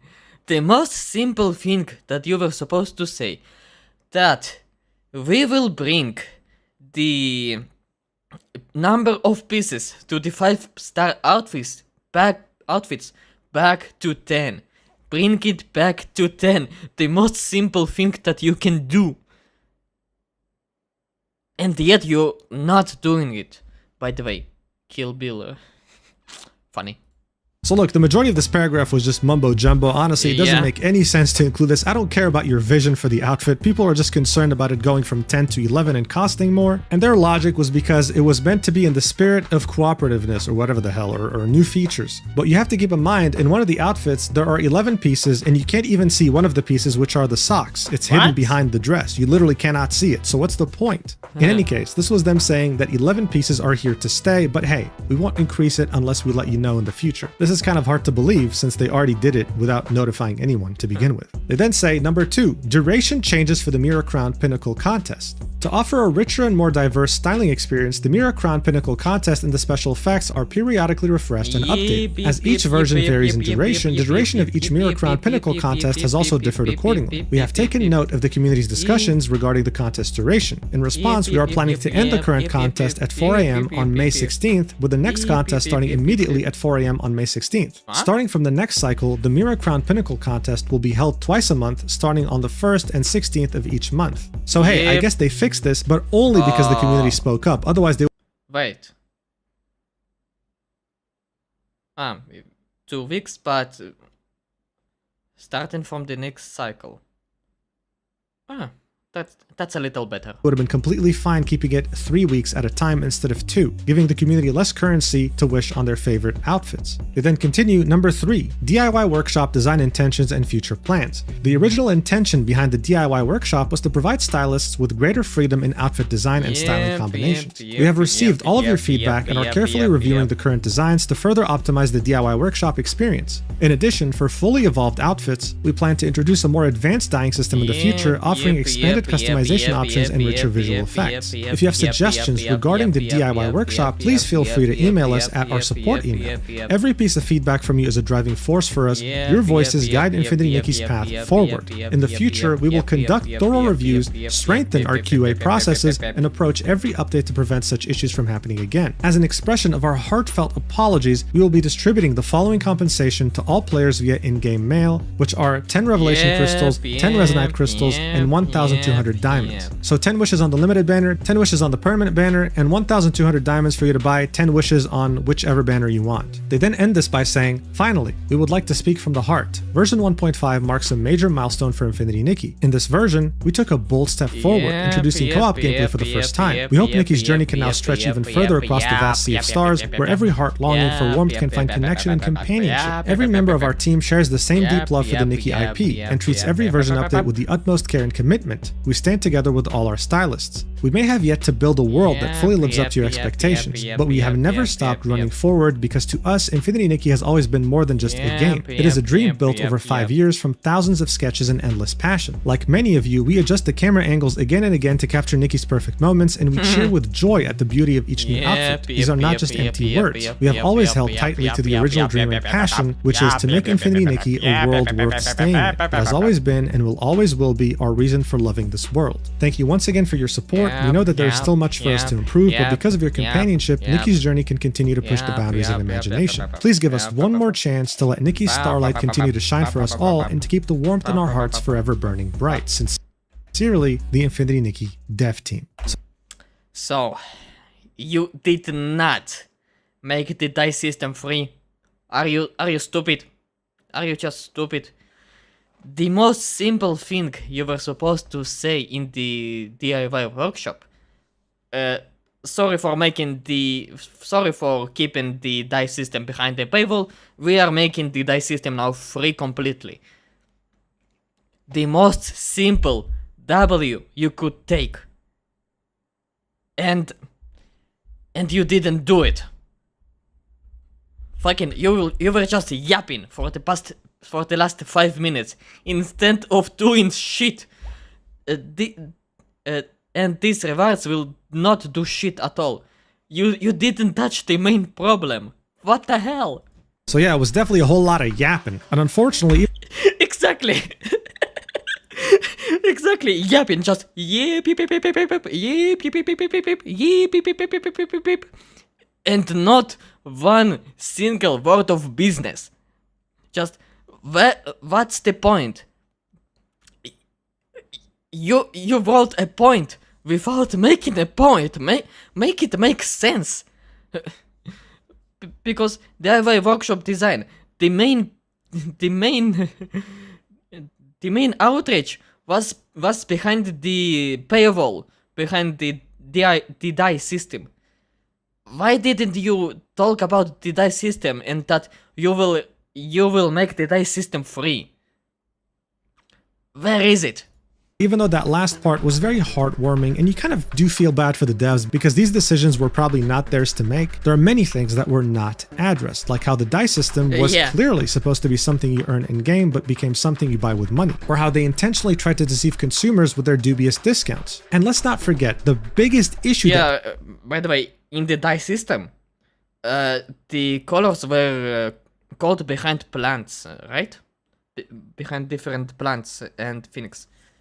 Why won't you just make the player grind, honest actual grind that you have to get this exact plant or thing, to get the color that is called after that exact item? That would be the most simple and obvious thing. Just simple and honest grind. Grind! The most simple W they could make. And yet they hid it behind the fucking paywall. People had, which was them changing the story for no reason. For many, this apology was lackluster, even if the compensation and apology that you received in the in-game mail was fairly generous. But it's still worth nothing. It's still worth nothing. This apology.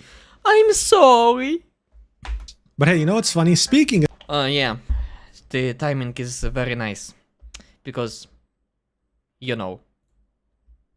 An apology that you received in the in-game mail was fairly generous. But hey, you know what's funny? Speaking of being generous, there were many players logging in to find that their crystal balance was in the negative. What? Something usually reserved for people who buy crystals and then charge back with their credit card in order to try to pull a case of fraud. You see, there's this pass that you can buy for $5 that gives you currency every single day. Well, at some point, the game was bugged beyond recognition and it would count you logging in twice, something that the player had no control over. So they started taking those crystals away, not to mention this person right here posting this post saying, I'm going to cry, spending 20 euros on the game, and then for whatever reason, logging in the next day and seeing that the balance was in the negative, even though they didn't charge back or anything. What? Speaking of that monthly pass, in order to get the daily currency that you paid for, you have to log in, otherwise you miss out on them whenever you don't. Someone had spent $5 on the pass and wanted to log in order to get the daily currency, but they couldn't because the game was so damn bugged. They sent an email to support and this is what they had to say. Sorry for the late reply. This inability to log in resulting in rewards not being claimed is not compensable. Please log in on another device as soon as possible the next time you experience the situation. Thank you for your patience. Wow. Bro, I don't know who the hell's training this customer support team, but that is not how you approach the situation. Electronic Arts, those. Electronic Arts, definitely. This, of course, was disastrous. People were spending money on the game, couldn't log in because, well, it wasn't their fault. They were being penalized for these bugs, and support had this to say. Wow. But don't worry, because a higher-up in the support team saw this disastrous response and decided to take things into their own hands, sending another message to this person saying, Dear Stylist, we noticed that our previous response to your inquiry was incorrect and we apologize for the inconvenience caused to you. Please provide us with your UID, the symptoms of your inability to log in, and the number of days affected. We will further verify the situation and promptly communicate with you on the follow-up situation. Best regards, Infinity Nikki support team. Well, that's cool, right? Oh. That's way better than that last response. Way to go, right? Yeah. 5 minutes later. Well, 12 hours later. Okay, 12 hours, not 5 minutes. He gets another message, and it's, Hi, Stylist. We have detected that you have not responded for a long time, and this ticket will be automatically closed. If you have any further questions, please initiate a new inquiry. Thank you for your understanding. Total, unforgivable chaos in every way. Wait, what the time zone? 4:28 a.m. in 4:30 in the morning. You kidding me?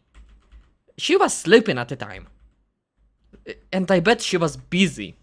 Another message, and it's, if you have any further questions, please initiate a new inquiry. Thank you for your understanding. Total, unforgivable chaos in every way, shape, and form. And after that first apology, there was nothing else coming from them. Absolute radio silence. The community was still not happy, mind you, because the apology barely covered half of the grievances they had. But this all changed on May 18th, a bit over 2 weeks since 1.5 came out. And it somehow managed to get even worse. Excuse On me? May 18th, Infinity Nikki would put out yet another statement saying, Dear Stylist, this is the Infinity Nikki dev team. Do I have to yap again? I guess I have to yap again. Okay. First and foremost, we sincerely thank you for your unwavering support and love for Infinity Nikki. Since the launch of version 1.5, insufficient preparation during pre-release testing led to unexpected live issues, resulting in an unstable game environment and unsatisfactory content. We fully acknowledge that this is our responsibility, and addressing these shortcomings remains a top priority for our team moving forward. Additionally, we encountered technical challenges during development that require more time to resolve thoroughly. Following rigorous assessment, we decided to extend version 1.5's end date to ensure greater stability and prevent similar issues from reoccurring. We're acutely aware that these recent issues have impacted your experience and damaged the trust and affection you've placed in us. To all stylists, we offer our deepest apologies. So then they go ahead and outline that version 1.5 is going to end on June 12th, a delay of a few weeks. And then they proceed to say, weekly tasks, Starlit Pursuit delay notice. After version 1.5 launched, we received extensive feedback on co-op features and gameplay. Based on this, we are optimizing related systems, and the new weekly tasks, Starlit Pursuit, originally scheduled for May 20th, will now debut in version 1.6. This is an event with co-op being the main focus, right? They then continue saying,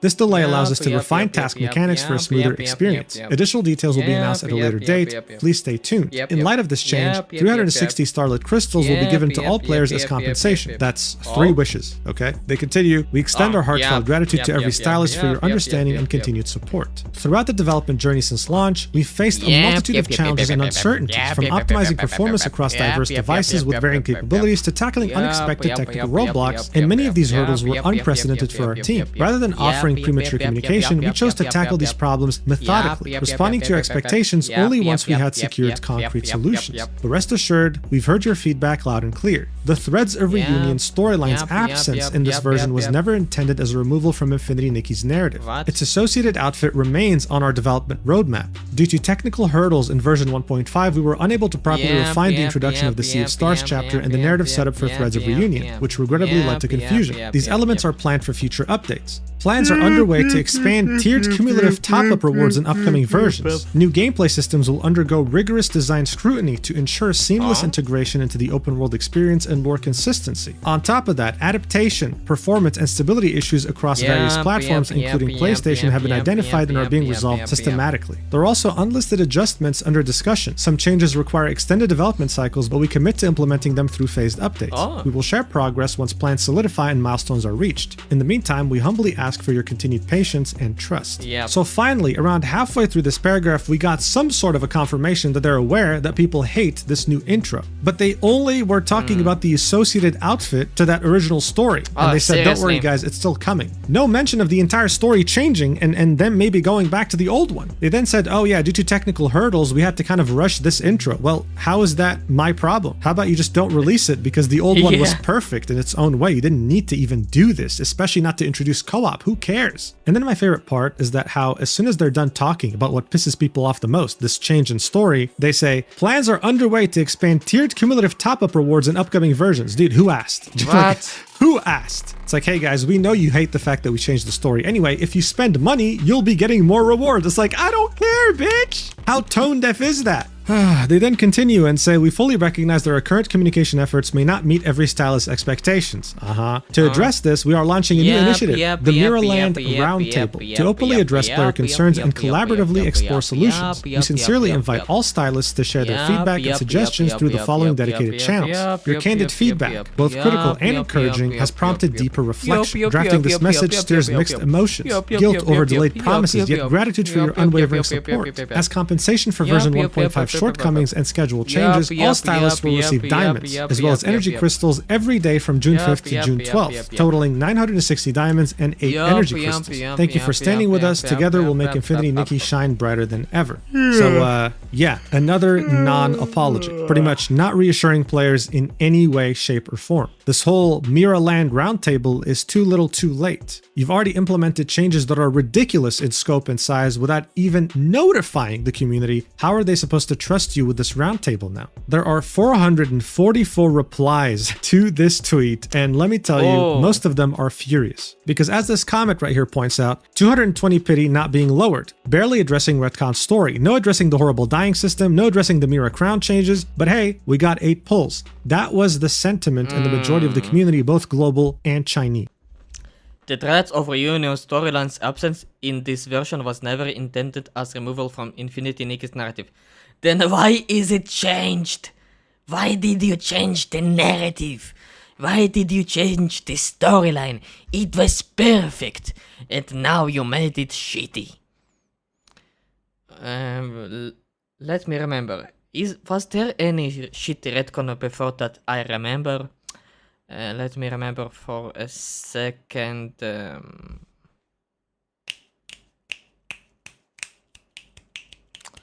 Give me a second to remember. Give me a second to remember. What was it? What was it? Bakugan. Yeah. Bakugan. The story in OG Bakugan was perfect in season 1. Then in the later season they retconned some of the details. And the later season, 4th, the 3rd, the 4th were kinda meh. for the first part of 4th was extremely what the fuck, in short. The second part of the 4th season, which is referred often as 5th season, was great. But aside from that, and after that, reboot time, and now it's going to its second reboot. Yeah. Make Bakugan great again! The only thing I want to say. So it didn't really take long, but people who were very big fans of the game painfully chose to uninstall after seeing just how tone deaf the dev team was. And this once wholesome community, this once very positive and contagiously nice community, was just riddled with people who had lost all hope, who were depressed at the fact that this game was never going to be the game they loved just one update ago. It was very sad to see because, as I said in the beginning, in the gacha community, this was seen as the beacon of hope. The one game that was immune to the very stupid gacha drama that plagues other games every single day online. And some people were getting tired of people telling them that they uninstalled because the posts were getting that much common on the Infinity Nikki unofficial Reddit as well as other places online. But why did this happen? Why did this developer shoot themselves in the foot with a goddamn shotgun when their community loved their game? Well, there are a few theories. Let's talk about them. As I pointed out before, the revenue for this game has just been going down every single month fairly consistently. Before the game released, the CEO of the studio revealed that Infinity Nikki was being developed by over 1,000 people. That's already a problem. Over 200 people working on the game will be flop. Automatically.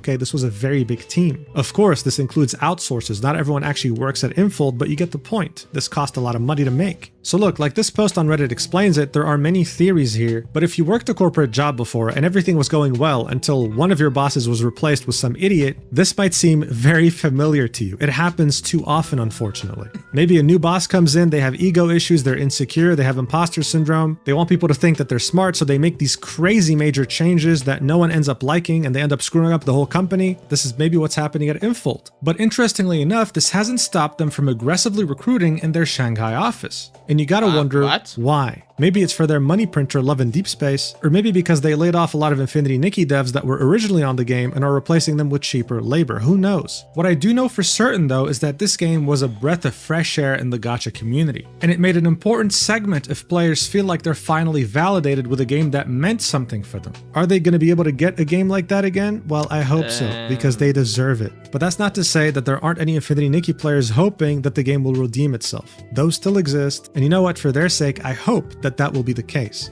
But if you ask my opinion, I don't think it's going to happen anytime soon. Anyway, thanks so much for watching the video till the end. I really appreciate it, and I'll see you in the next video whenever that is, which should be in a few days from now. I love you so much, and yeah, take care. Mwah. Goodbye. Yeah, sorry for ruining the entire game. Anyway, wanna buy a $49 bathtub? It's on sale!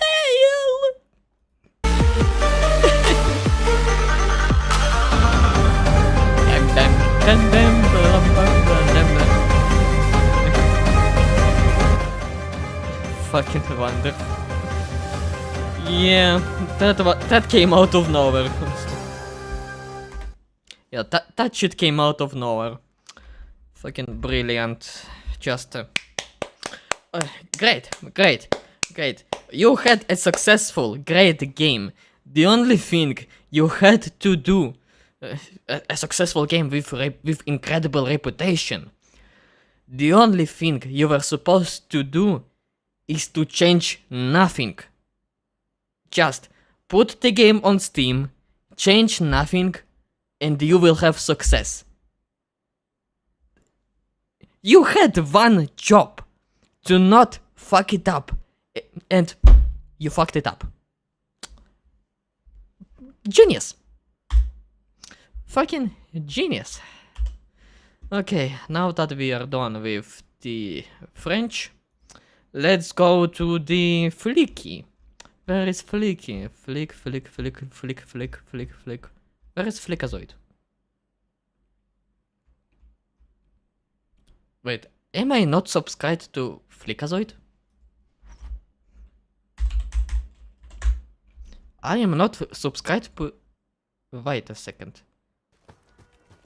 I wasn't subscribed to Flickazoid the entire time. Wait a second. I'm not doing a video for Elden Ring Night Rain. You know what? No. First of all, I want to watch the Doom video, but I will just watch them together. Whatever. Warning, if you don't want to be spoiled.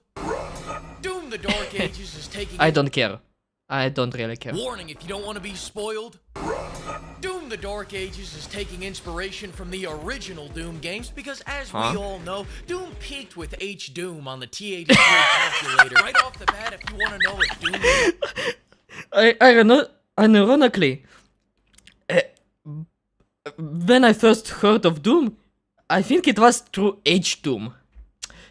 Brilliant. Dark Ages is worth buying. I'm gonna say this. A lot of people judge their buying decisions on $1 per hour of fun basis, and if you get this game for free, it lives up to those expectations. So in my situation, having received this for free from my wife's boyfriend, I must say I think this game is fantastic. Doom 2016 was run and gun. Doom Eternal was smoke, crack, and shoot back. Doom the Dark Ages is parry and turn my headphones up real loud so I can't hear my wife and her boyfriend wrestling in the other room. Some franchises never know when to change. New Doom doesn't know when to stop changing. At this rate, Doom 4 is gonna play like Just Dance. The Doom Slayer's gonna be popping that ass on the dance floor. Technically, 2016 was Doom 4. To Tay-Tay. Them remove Wait, what? Doom doesn't know when to stop changing. At this rate, Doom 4 is gonna play like Just Dance. The Doom Slayer's gonna be popping that ass on the dance floor to Tay-Tay. Them removing 90% of the glory kills and replacing them with bumper cars is great because I love playing bumper cars with my wife's boyfriend. I like that they toned down the Berserk mode to a slightly impolite mode. This is way better. Here's the old toxically masculine mode. And I loved it. Based mode. You would like it if I called you And what the hell is that? Are you mommy's good boy? Yeah, the soundtrack's a little weird in the new game, but we'll get to that later. I'm glad they're making this game less masculine, because after playing Doom Eternal, my wife's boyfriend started getting scared of me. After all those glory kills, all those chainsaw kills, a berserk mode where you fucking punch a demon's leg off. I hope hell is wheelchair accessible, bitch. God!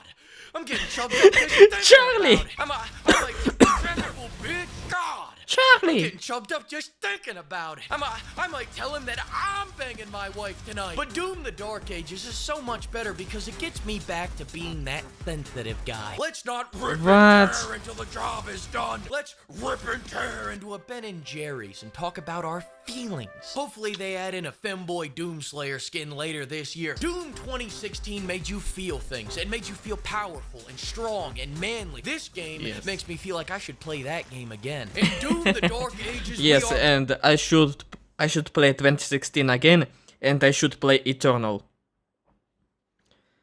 But I am now trapped in the room with Master Chief. Fuck. Back as Lizzo. I mean, Doom Dark Ages is out, and all jokes aside, in today's quadruple A gaming market, even their worst game is better than most of the schlock that comes out today. The Mechs, the Wait a Dragon, second, was that even Oblivion? Their worst game is better than most of the schlock that comes out today. Was that fucking Oblivion? Next, the dragon's baby birding beams of hellfire down a monster's throat. It's just pure awesome shit in comparison to the last AAA game I played, where a very different monster was going down Yasuke's throat. And that's the last I'll talk about AC Shadows. No, it's not. Now, seeing as the mechs have no glory kills, you're more getting excited on the idea of mechs rather than the execution. Kind of like getting energized on the idea of that's cool. rather than actually snorting it. But that's the last time I'll talk about glory kills, I promise. The flow of combat in this game is great until you go to do a glory kill. And if you're a little tired in the head, don't worry, because this is way easier than the last game. The learning curve in Eternal was a learning cliff. You either got it or you got motion sickness. I remember my papaw walked by me playing Eternal, and he said, "Oh, you're playing Doom? I remember playing Doom back in 1993. Oh! You know, when Doom Eternal was on the hype, I didn't had any money by the time. I was, I was 15, 16? Yeah, I was, no, even 16, 17.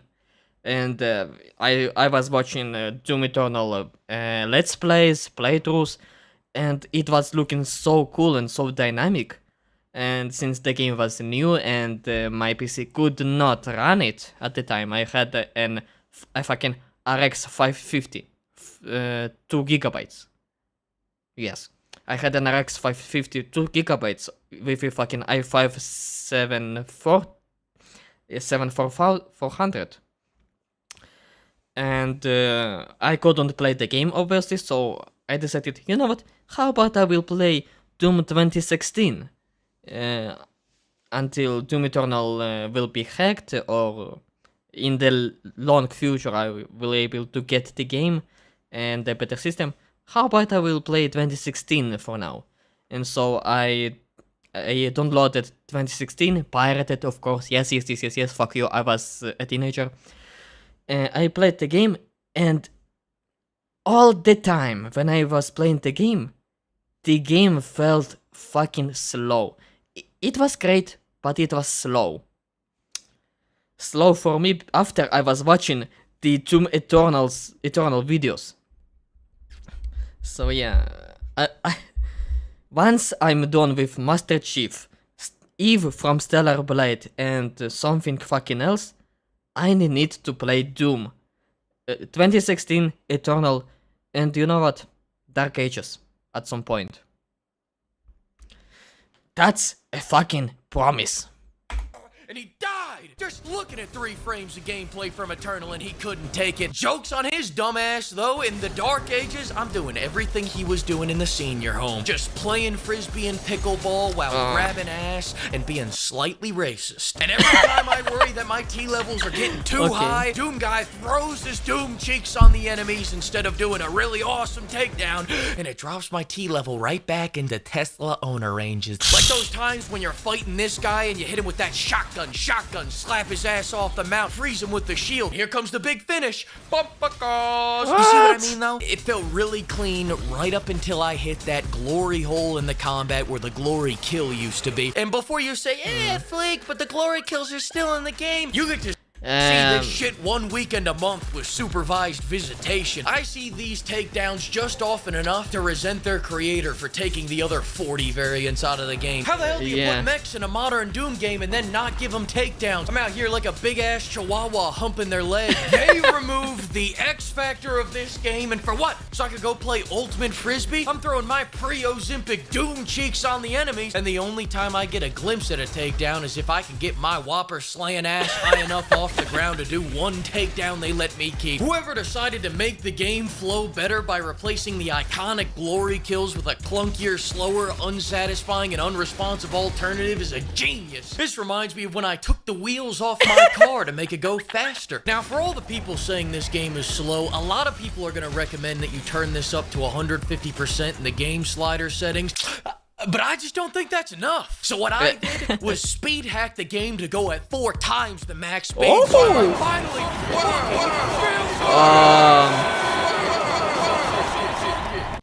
and for my fellow 70-year-old AARP card holders in the audience, if you were annoyed by the constant weapon switching in the last game, you don't gotta worry about that any longer. Because in this game, you only need 1 gun. The best gun in this game is the shield, and the best shield in this game is the super shotgun. You use the shield like a lawnmower to clear out all the pretend enemies, then you use the shotgun to shit on the real enemies harder than Johnny Depp's ex-wife shat on the bed. Just bam! To shit on the real enemies harder than Johnny Depp's ex-wife shat on the bed. I was watching the Johnny Depp and Amber Heard trial live. I remember this to this day. Thank you, Flick. That's 3 big bams! Now you gotta get new sheets. Even when they gave me the BFC, I said, oh, thanks, that's really neat. But I'm already the big fucking top. Yes!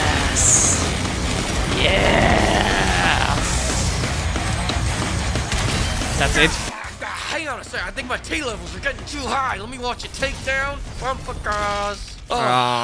There we go. No, honey, I hope you and Fabio have a great night out. Use my credit card. If I had to rank the shield on my official lawnmower tier list, I'd rank it at S tier, maybe even Mega Milk tier.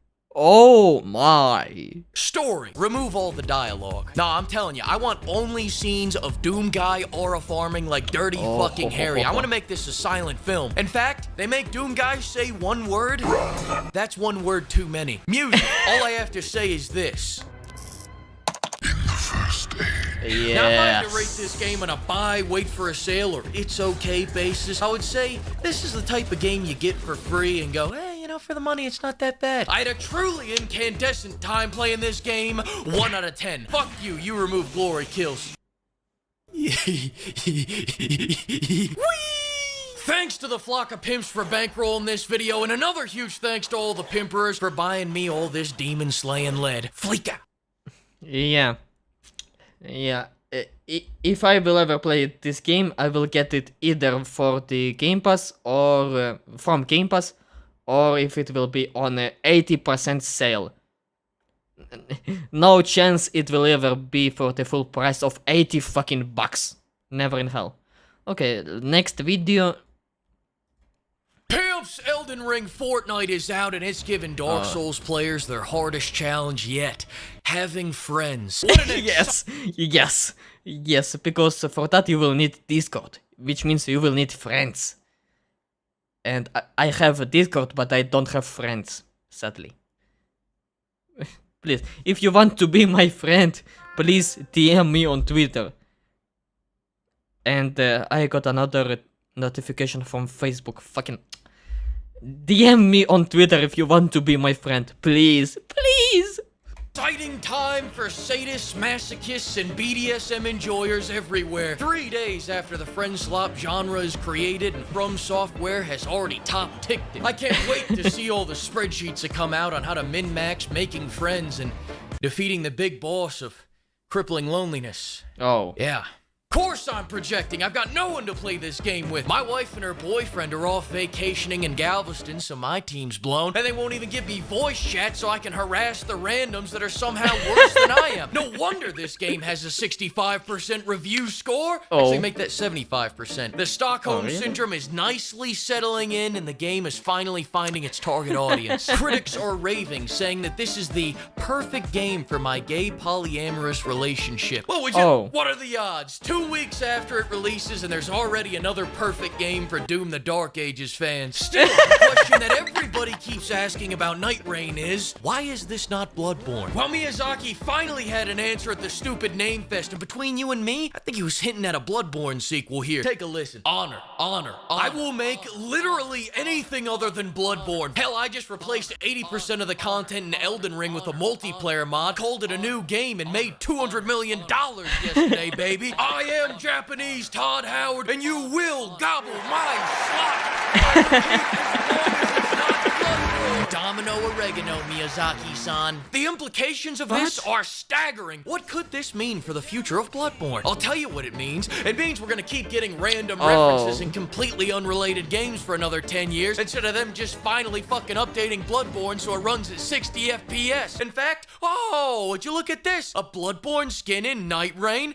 This isn't fucking funny, FromSoft! No, you stay out of this. They keep doing this. They've been doing this for the last 10 years. We've got Bloodborne and Ghost of Tsushima. We've got Bloodborne and Astrobot. We've got Poems and God of War Ragnarok based on Bloodborne lore. This company, FromSoft, is fighting his own war, and he has no rules, no boundaries. He doesn't flinch at torture, human trafficking, or genocide. He's not loyal to a flag or a country or any set of ideals. He trades blood for money. But making Bloodborne run at 60 FPS is completely out of the fucking question. 10 years of being forgotten. You can't just treat me like some Armored Core fan. Which leads me to the obvious conclusion. FromSoft hates Bloodborne fans, and they're waiting for us all to die. Let's look at the proof. 2015, Dark Souls 2 Remastered comes out. Prepare to die? More like I want to cry. What the hell is this? This is not Bloodborne. 2016, Dark Souls 3 comes out. Want to hear something funny? You've been able to run Dark Souls 3 at 60 frames per second since the PS5 released.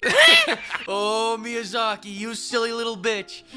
2018, Dark Souls 1 gets remastered so that we can see those big beefers in HD. You could have just put them in Bloodborne, I wouldn't have complained. That same year, FromSoft makes a PSVR game where you can make people sneeze. Isn't that fun?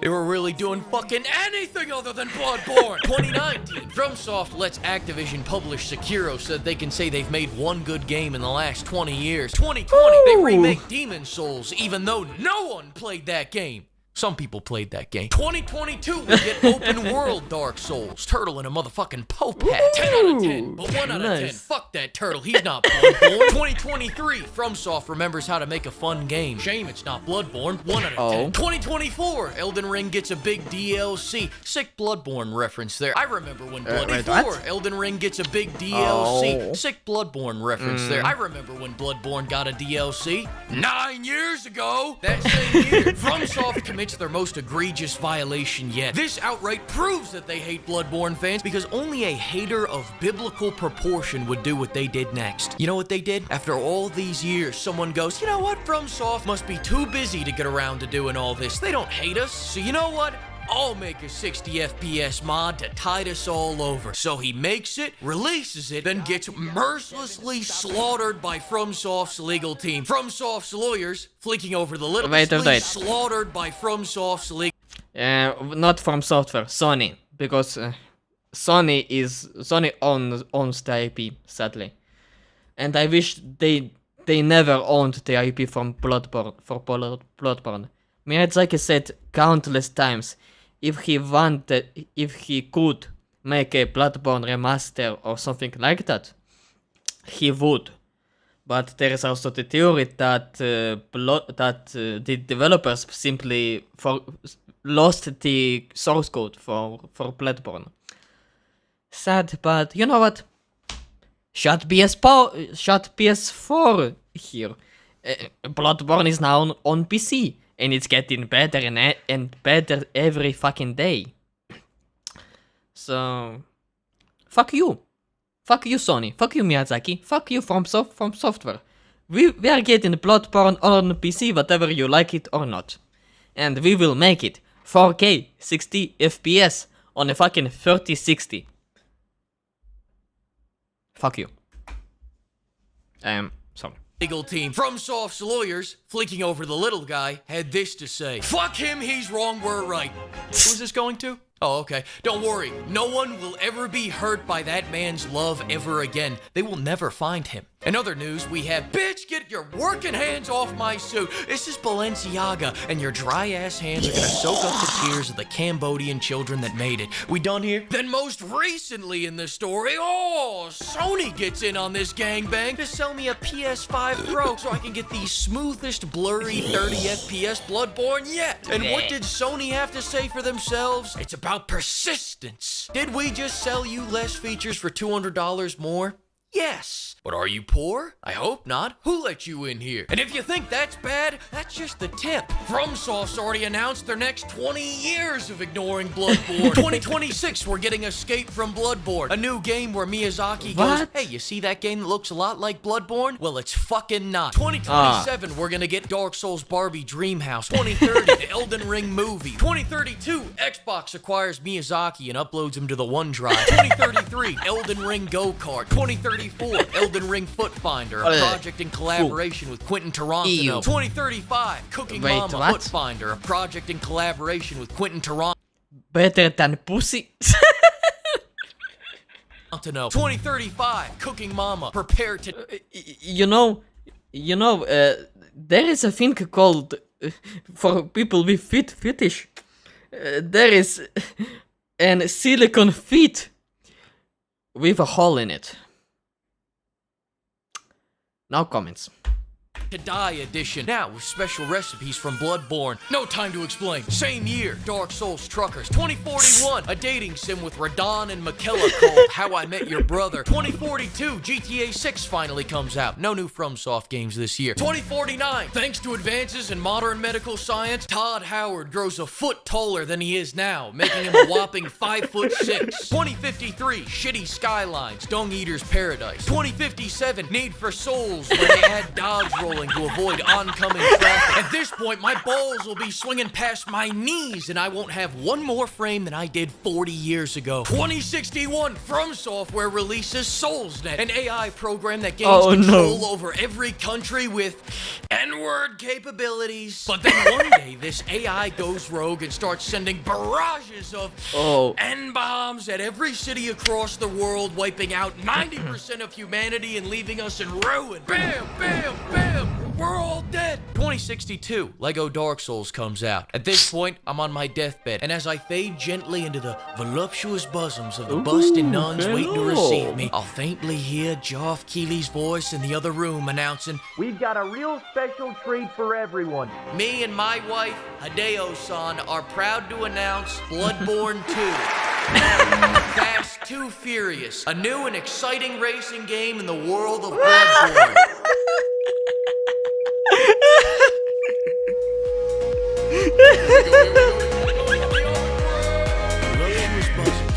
Voluptuous bosoms. Honor, honor, honor, honor, honor, honor. N-word capabilities. Honor, honor,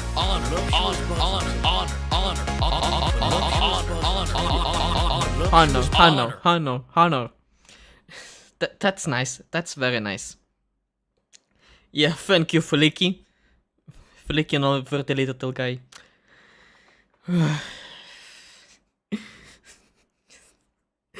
I did not like Night Rain, but this is the funniest shit ever. Fuck Miyazaki. Okay, now that we are getting over with Miyazaki, I want to watch some Cinder Dreme, and I wanted to watch. Where is it?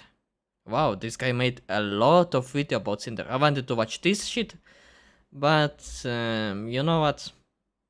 Let's just watch the latest shit that came out before the stream even started. Let's go.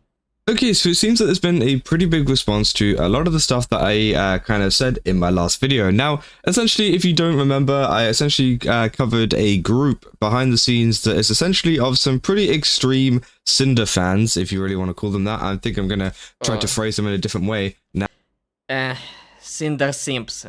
Those aren't even pyropops. Just fucking simps, or...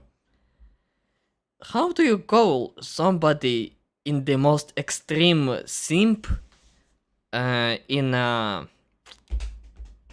what was this called, this kind of relationship when the streamer, the parasocial, how would you call a simp, an extreme simp in a parasocial relationship?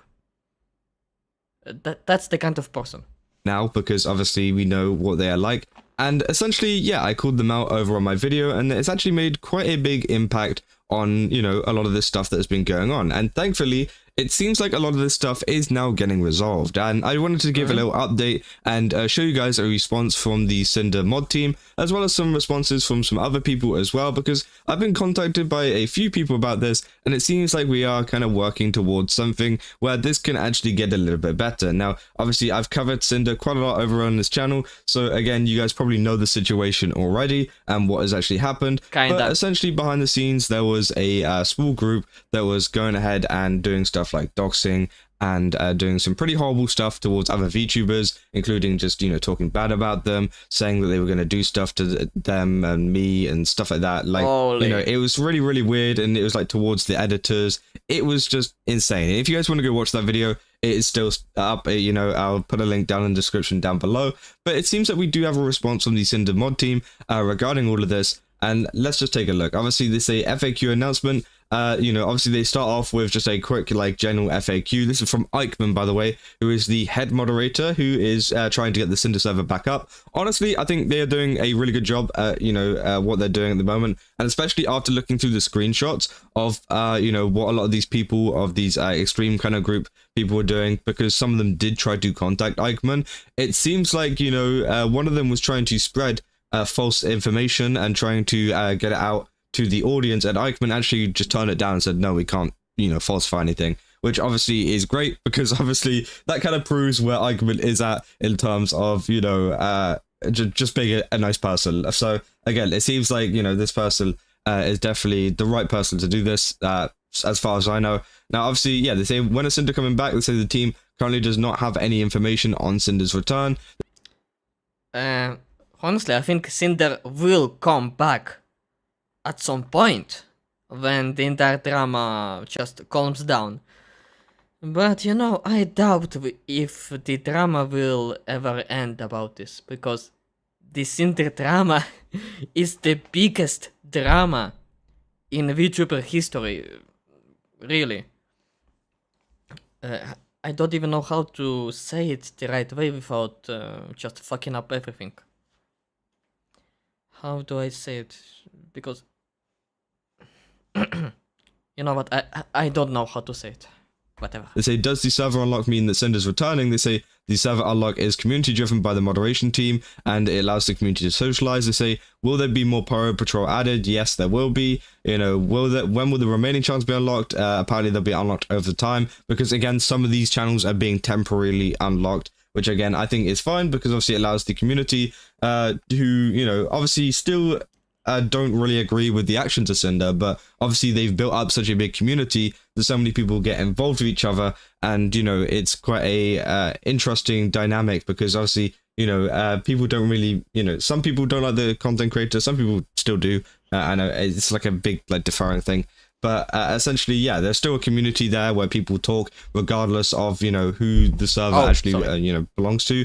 They say, is Cinder okay? They say, well, we've not heard anything directly from Cinder. We're able to confirm that she's physically okay. And they say, will the server go back into lockdown? The server will be locked back down following the test. However, we'll be unlocking it again.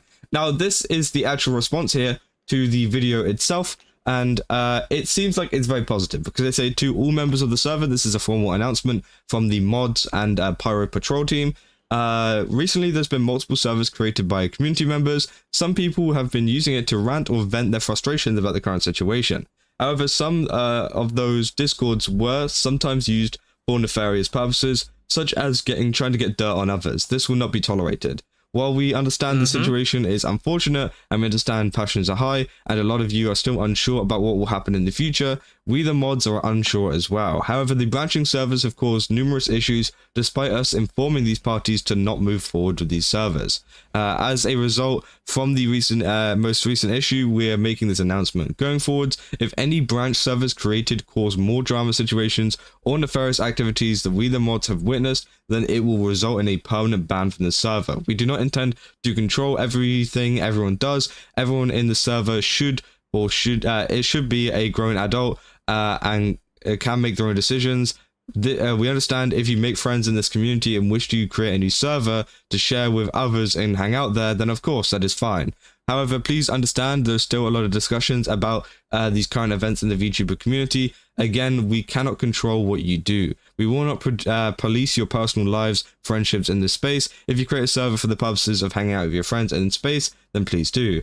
As stated, and moving forward, if we find that you're involved in any server with the intent to cause a situation like harassing other VTubers, doxing, or mentioning to cause harm, then you'll be permanently banned, which obviously is directly referencing my video, by the way, because all of those things were happening over in my video, which was pretty crazy. Now they say, then you will be permanently banned from the community, and you will not get an appeal. You are not a Pyro Pup. So essentially, yeah, they're saying, you're gone. Yeah, you're not going to be able to, you know, appeal it or whatever, because I've seen there's been cases of some people trying to slime their way out of some appeals, and they say, thank you for your time, everyone. Please take a deep breath, calm down, drink some water, and relax.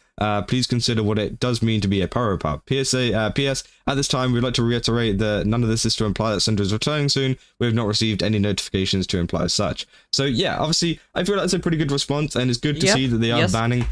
A great response, honestly. A response that is way better than from Cinder herself. Oopsie. A lot of the people that do this kind of stuff, and I did check the server earlier. It seems like, you know, after cross-checking it with a lot of my screenshots, none of them are in the server anymore, so it seems like they have been banned, and, you know, that is good to see, and I think that, you know, obviously the moderators have stepped up here. Also, this message was also from Eichmann. I just kind of had to split it into two parts, because obviously it was FAQ and then the other part. But yeah, this is also from Eichmann, so they've done a good job here at just trying to call out a lot of this stuff. And yeah, it just seems like the moderation team actually does understand the gravity of a situation like this, which I'm very, very happy with. And it seems Me like a too. lot of other places also seem to understand the gravity of the situation, as they've been contacting me to try and find out exactly what has happened and how they can make it better. So overall, it seems like, you know, the video has caused a positive kind of change in the community, where people are now kind of getting rid of these kind of toxic fans. Because again, as I said, it's totally okay to be a Cinder fan. I don't care if you you know, like what she did like what she did, or maybe don't agree with what she did but still want to interact with the community or whatever. It doesn't Yeah. matter, and at the end of the day, I don't really care. But I mean, people loved Cinder for the person they thought she is. And when they idolized Cinder, so when you see that your basically idol is that toxic of a person, it's shocking because right now the Pyro Pops Cinder's fans are not what Cinder is. I don't know the Pyro Pop community, but I believe they are awesome people. And parasocial relationship is a little weird. I don't know about it, but I bet Pyro Pop loved. I'm not sure if they love Cinder now, but I'm sure they loved Cinder back before the entire Cinder Day drama started. They loved Cinder. Everybody loved Cinder, and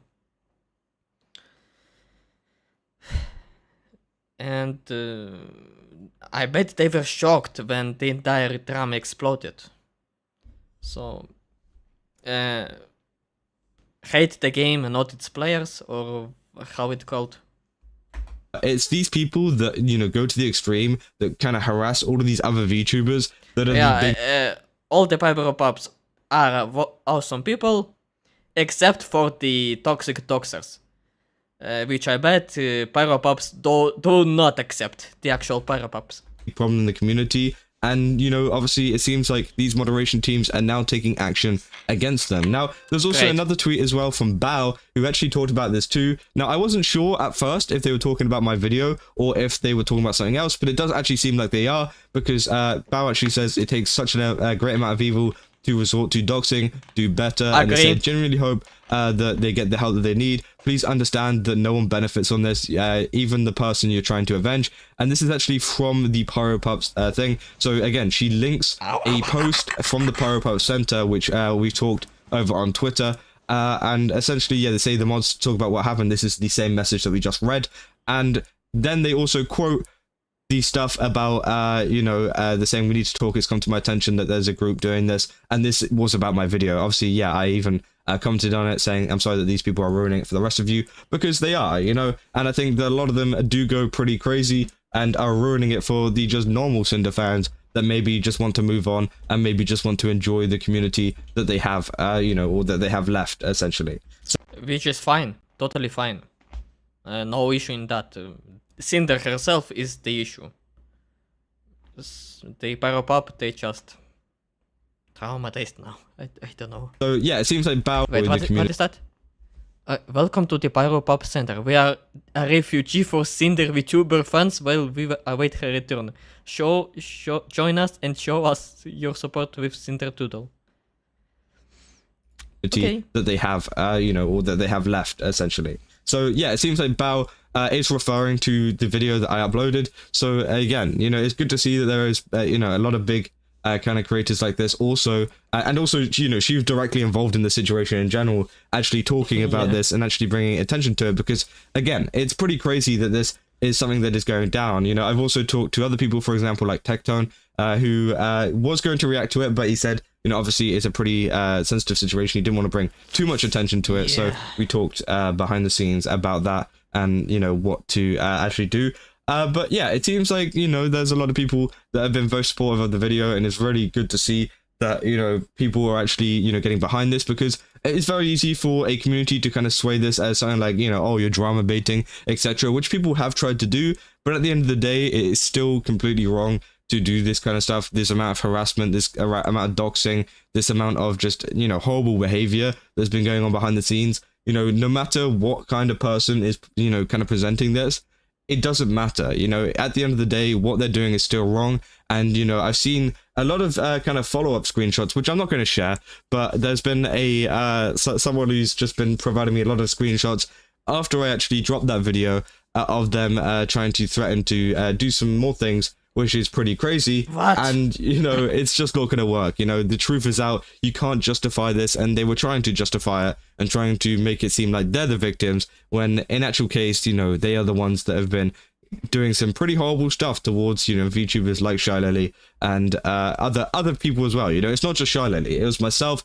It was even more people. And, you know, obviously there's even more people kind of replying to this, like Rosie saying that's horrible. You're on no one's side doing that, which is exactly true. And yeah, it seems like the whole community seems to be pretty behind this, and especially behind this tweet as well, which is really great to see. And it's just good to see that there is some kind of change, you know, going forwards. But in regards to the actual VTuber... By the way, Rosie, such an awesome person. I wish I could talk to her, because damn, she's a badass. Group themselves and, you know, what they're up to. I won't be covering that anymore. Obviously, this is going to be my pretty much last video on that particular group, because again, it seems like that is an open and shut kind of thing, and it seems like they will be banning them in the future, or even just banning them right now. But if there is any kind of thing that comes out, then obviously I will, you know, cover it. But that's kind of on them to actually do something, which I don't think they will, and I hope they don't, because again, as a lot of these people are saying, no one's going to be on your side if you do any of this kind of stuff. It's better just to stop now, just to quit now, and just leave it be, and just, you know, just kind of accept your losses here, because again, what you've done is very, very wrong, and, you know, everybody knows it.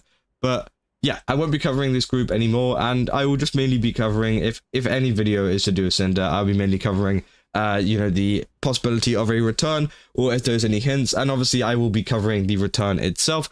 But yeah, it seems like, you know, this situation has managed to, you know, fix itself, and it's managed to actually have a pretty positive outcome. Also, thank you to a lot of the moderators and stuff that I've talked to, and also to a lot of the creators that I've talked to over this, because again, it seems like there's a lot of people who wanted to make this right, and wanted to kind of fix, you know, what was going on, and wanted to just kind of cut out a lot of the really bad behavior that's been going on in the community lately. But it seems like it seems to be all good. It goes in the right direction. And hey, if you are another VTuber with a moderator team or a community, and you haven't talked to me already, and you want to, you know, I've got a whole member list if you want it. Essentially, you know, just to kind of get rid of, you know, some of these nefarious members, I can definitely talk you through it. And yeah, just contact me, however, Twitter, you know, Discord, whatever. I'm pretty much everywhere, so I will 100% reply. But yeah, if you guys did enjoy this video, don't forget to leave a like and subscribe. Also, go to GameSubs, use my code Kaza, get 10% off. Again, they got a ton of really cool stuff over there. I definitely recommend checking it out. And yeah, that's pretty much an entire kind of, I guess, follow-up to this situation. But I'll see you guys in the next one. That's all. See ya. Bye-bye, Kazahana. Kazahana. I will tell it this way. But a wonderful video by Joe. I kinda got lost by the end of the video. Which is totally fine, because I'm fucking so sleepy. By the way, go and watch his video. It was a banger. And fuck, Cinder is kinda meh. Her community is great and was great, so whatever. And this is the end of the video and end of the stream today, which is for me fucking finally, because I'm tired. I want to eat. I hope to see you all tomorrow. We will do a Zenless Zone Zero Sunday. Yeah, from now on I will do Zenless Zone Zero Sundays, because why the fuck no? And I need to get away from Halo for a little bit, because I started to hate the game. In the last stream, it was fucking annoying for me, and I hope things will get better, but I need to call off a bit for having better thoughts about Halo. Yeah.